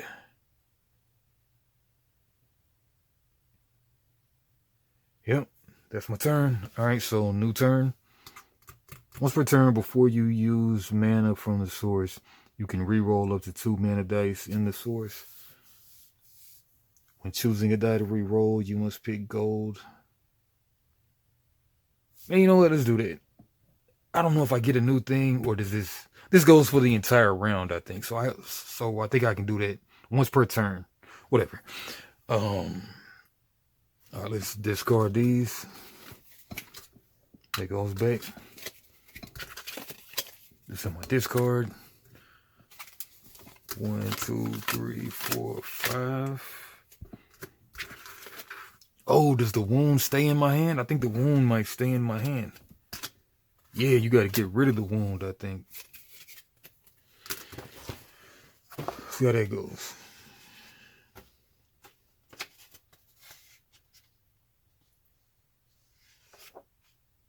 Okay, wound cards. As described earlier, wound cards in your hand are completely useless and can be discarded under normal circumstances. They clog up your hand, counting against your hand limit. Even if you manage to discard them, see resting, they still remain in your deck, so eventually you'll draw them again during the next round. There are other ways to get rid of wounds, so it goes into the combat. Whatever. Alright, I think I don't get to just discard it, I think. Yeah, you gotta rest to get rid of them, I think. Alright, but we'll just play it like this. Right? Man, resting. Man, there's so much, this is not one to just kind of learn without really knowing how to play.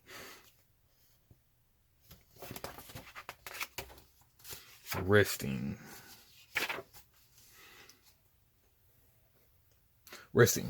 Okay, you can decide to rest instead of taking a regular turn, especially when you have some wounds in your hand and no way to heal them. When resting, you can't move and you can't take any actions. Excuse me. Such as, whatever. Alright, so I don't want to rest. I'll just keep that wound in my hand. I could have gave it to my guy, but I like my guy. Oh, but something said about like nighttime, you can't use your guys, but I don't know.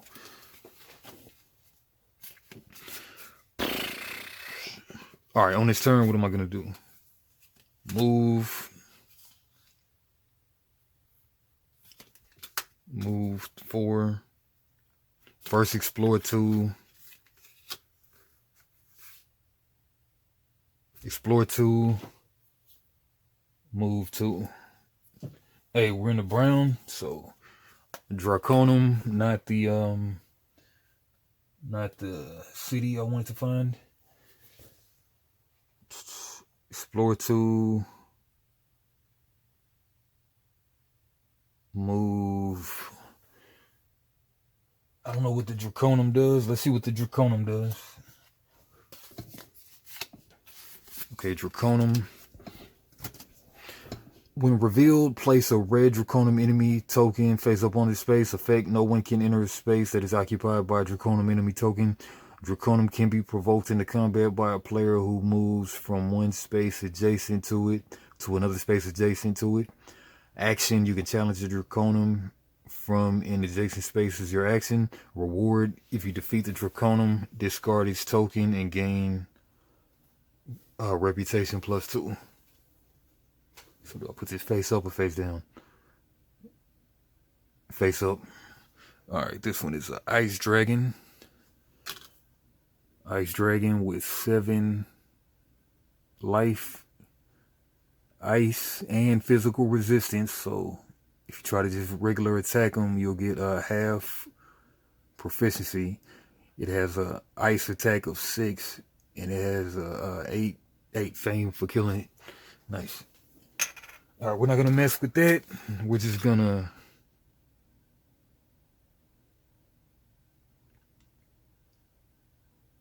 I explored 2. I explored that way. Now I'm gonna explore this way. No. Okay. I explored 2, but I didn't move, I don't think. Did I move? Yeah, I did. I did. So I must have been there. Did I start there or did I not start there? I kind of have half a mind to rewind the tape, but you know what? This is getting long as crap, so let's just say I started here on this village. No, I didn't. No, I didn't. No, yeah, I mean, there's no way I started on that village, so I went two to explore, then I went two over here. All right, now I have a bunch of stuff I can't really use. I could do this to oh, or I could just get influence too, but I can't spend it on anything though. Exploring, is that exploring is free. That's part of movement. I get 2 influence, which is not enough to buy anything. Yeah, it's not enough to buy anything. Yep. Could get 5 influence to get another forester. Yeah, let's do that. Once returned, before you use mana from the source, you may reroll up to 2 mana dice from the source. When choosing dice to reroll, you must pick gold ones first if there are any. So let's try to roll a red so that I can get some influence to buy one of those foresters since we're at the village. Oh, black. Black is something at night. Oh, and well, we can't use gold at night, so it goes over there. But black, what does black do for me? Black is good at night. Oh, multiple attacks. Okay, it's just on the back page. And it's in the rule book, not the walkthrough. Okay, each attack has to be handled, blocked, or get their damage assigned separately. Effects that prevent an enemy from attacking prevent all their attacks. An enemy is considered successfully blocked if all its attacks are blocked. Multiple attacks, okay. So yeah. We haven't just dealt with the multiple attacks. Oh yeah, we did over there. And then we didn't be, I don't know. I can't even, well, we took a wound. No, I took a wound from that guy in the dungeon.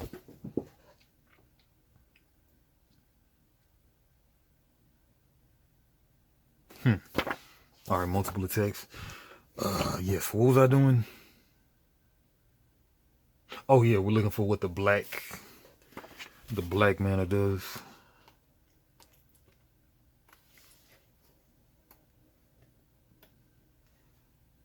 Okay, black.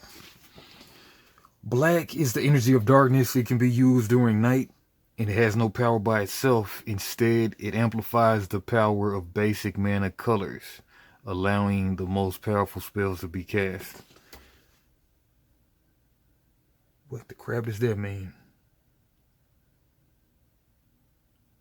Once per turn, before you use mana from the source, you may reroll up to 2 mana dice from the source. When choosing dice to reroll, you must pick. Man, what the crap?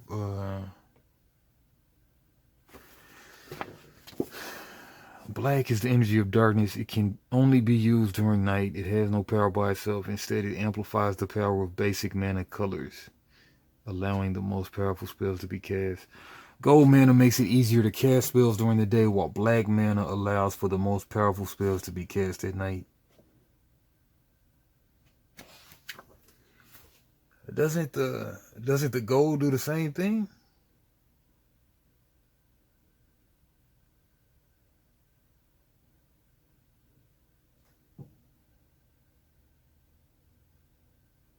I don't get it. Amplifies the power of basic mana colors.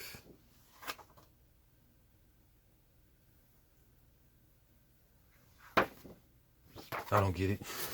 I can't do anything with this, man. Oh, this has a force shield. I didn't know this had force shield. For life. For armor. What that means, I don't know.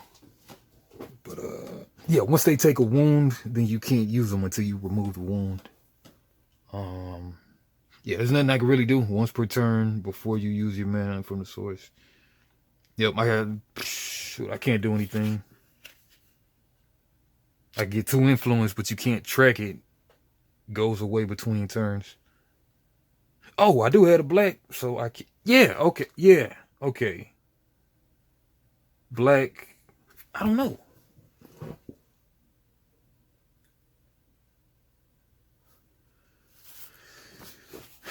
Black is nothing. Black. I feel like they're not really telling me what the black does. Black is the energy of darkness. It can only be used during the night, and it has no power by itself. Instead, it amplifies the power of basic mana colors, allowing the most powerful spells to be cast. What is that even saying? Man, let me look it up on the computer because I don't know what they're talking about. All right, so according to BGG, the black dice are used pretty much to power up the purple spells, which are these cards. Yeah, so you use the black moon mana to, you need a basic color to power up the top of it, the white, and then you're gonna need the white and the black to do the bottom, which is very powerful. Same as the basic effect. In addition to that, you may decide to permanently steal one of the action cards, not spells discarded this way, and put it into your hand. Alright, yeah. Alright, so good to know. Alright, so black is hardly ever used unless it's a spell or something crazy. Alright, so basically this turn I can't really do anything, but I can't do anything else. So influence. Yep, I need a red for that. I can't do anything about it. I get 3 influence though.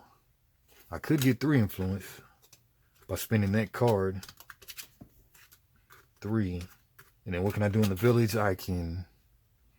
Oh, okay, I can buy 1 point of healing for 3 influence. That's cool. All right. Or I can plunder. You can plunder a village during another player's turn. You can only plunder a village once between each of your turns. If you do so, you draw 2 cards and give -1 reputation. Let's heal. You can buy 1 point of healing for 3 influence here.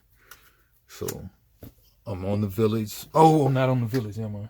Yeah, I am. Yeah. What? No. Oh, okay. This is a different place. I've been ignoring this place. Monastery. So monastery. Monorail. Units with the monastery icon can be recruited here. Oh, I can get the monastery guys now, which is like illusionist. Okay, healing. You can buy 1 point of healing for 2 influence, so that's even cheaper. Training. When a monastery is revealed, put the top card of the advanced actions deck face up in the unit's offer. Oh, we're not even gonna mess with that right now. That's not the gray backs, but the gold backs. Burning a monastery. You can try to burn a monastery as your action for the turn. That's just wild. You get -3 reputation, but you get a free artifact or something, it looks like. Well, you know what I'll do, though? I will make this an influence, and then I'll heal this stupid wound for 2. And then that'll be my turn. Alright, nice. Alright, so discard these.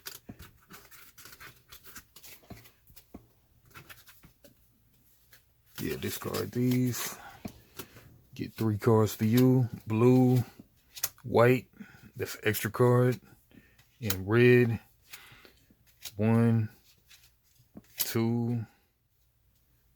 And then maybe we do another one for another red. I don't know. Right there. I get the full 5 cards this turn. 2, 3, 4, 5. Oh man, I could have used my dude for the 2. I think I will use my dude for the 2. Yeah, to explore. Yep. All right. And this is the castle, right? Yeah. Yeah. Okay. This is the castle. All we got to do for this mission is to find the castle, I think. I don't even know where they tell you what the... Okay. Game walkthrough. Revealing ruins. Revealing tiles 9 through 11. Revealing core tiles. If you reveal the tile with the city, each player, including you, will play one more turn and then the game ends. You may put the corresponding city figure on its space to mark it, but ignore its dial for now. Treat this space as inaccessible. If you reveal a non-city core tile, the game continues. Core tiles contain the same elements as countryside ones, with a few exceptions. However, these are very similar to those you've already seen, except they have stronger enemy combinations and greater rewards. The spawning grounds is an adventure site similar to a monster den. The tomb is an adventure site similar to a dungeon, and Draconum are rampaging enemies similar to the Orc Marauders. Note that the descriptions of similar sites are on the opposite sides of each site description card.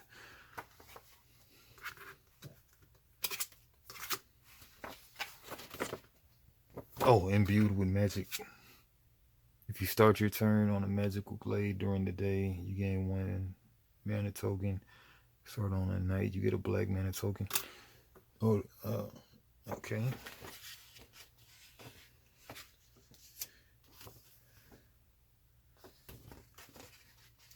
Okay, the first scenario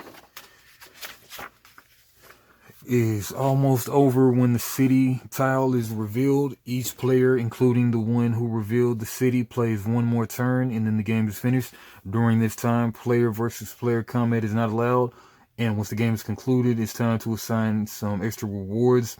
Players will score extra fame for different achievements, continue to move their seals on the fame track, but ignore any level ups.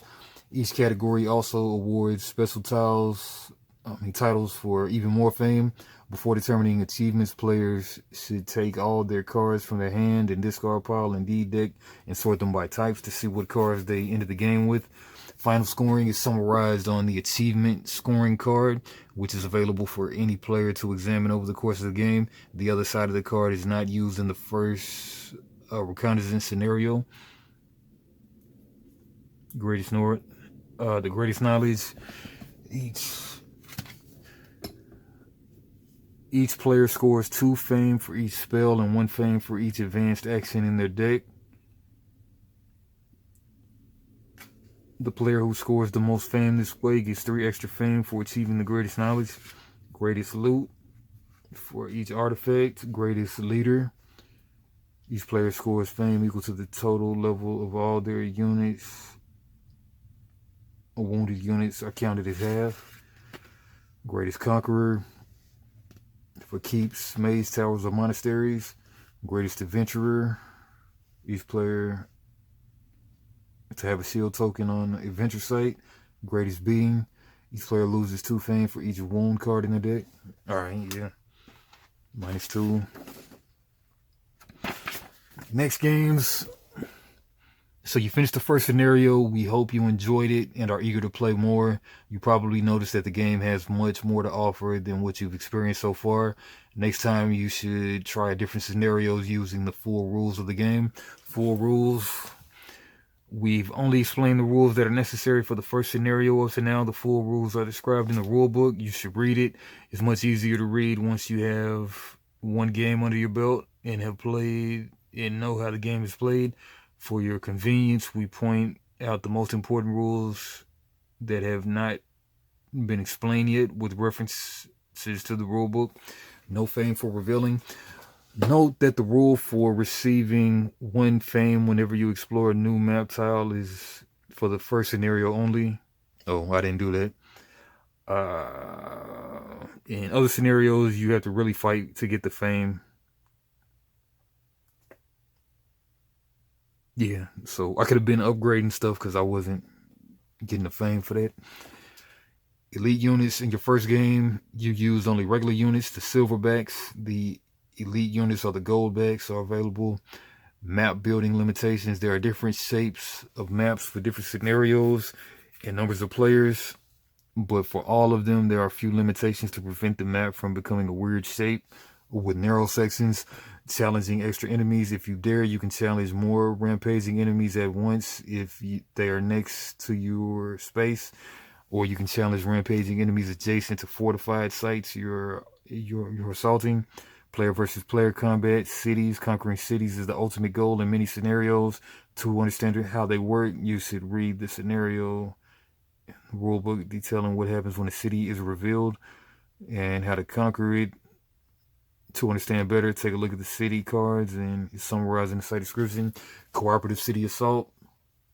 Scenarios are described in the scenario book, which is at the end of the rulebook.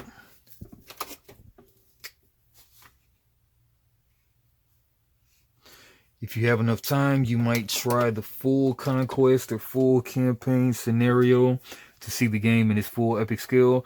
These scenarios or their shorter blitz variations can be played repeatedly, as the random map ensures they will be completely different each time. Moreover, you may adjust the difficulty and use any number of variant rules described later to give extra replayability. Then there are plenty of other scenarios. Scenarios belong to one of three groups: competitive, very competitive, or cooperative. Competitive scenarios are the standard ones similar to the first reconnaissance, except they will probably get more rough once you include the player versus player combat rules. Each scenario has a goal and a limited number of rounds in which to achieve it. Regardless of whether the goal was achieved or not, the winner will be the player who has the most fame in the final scoring.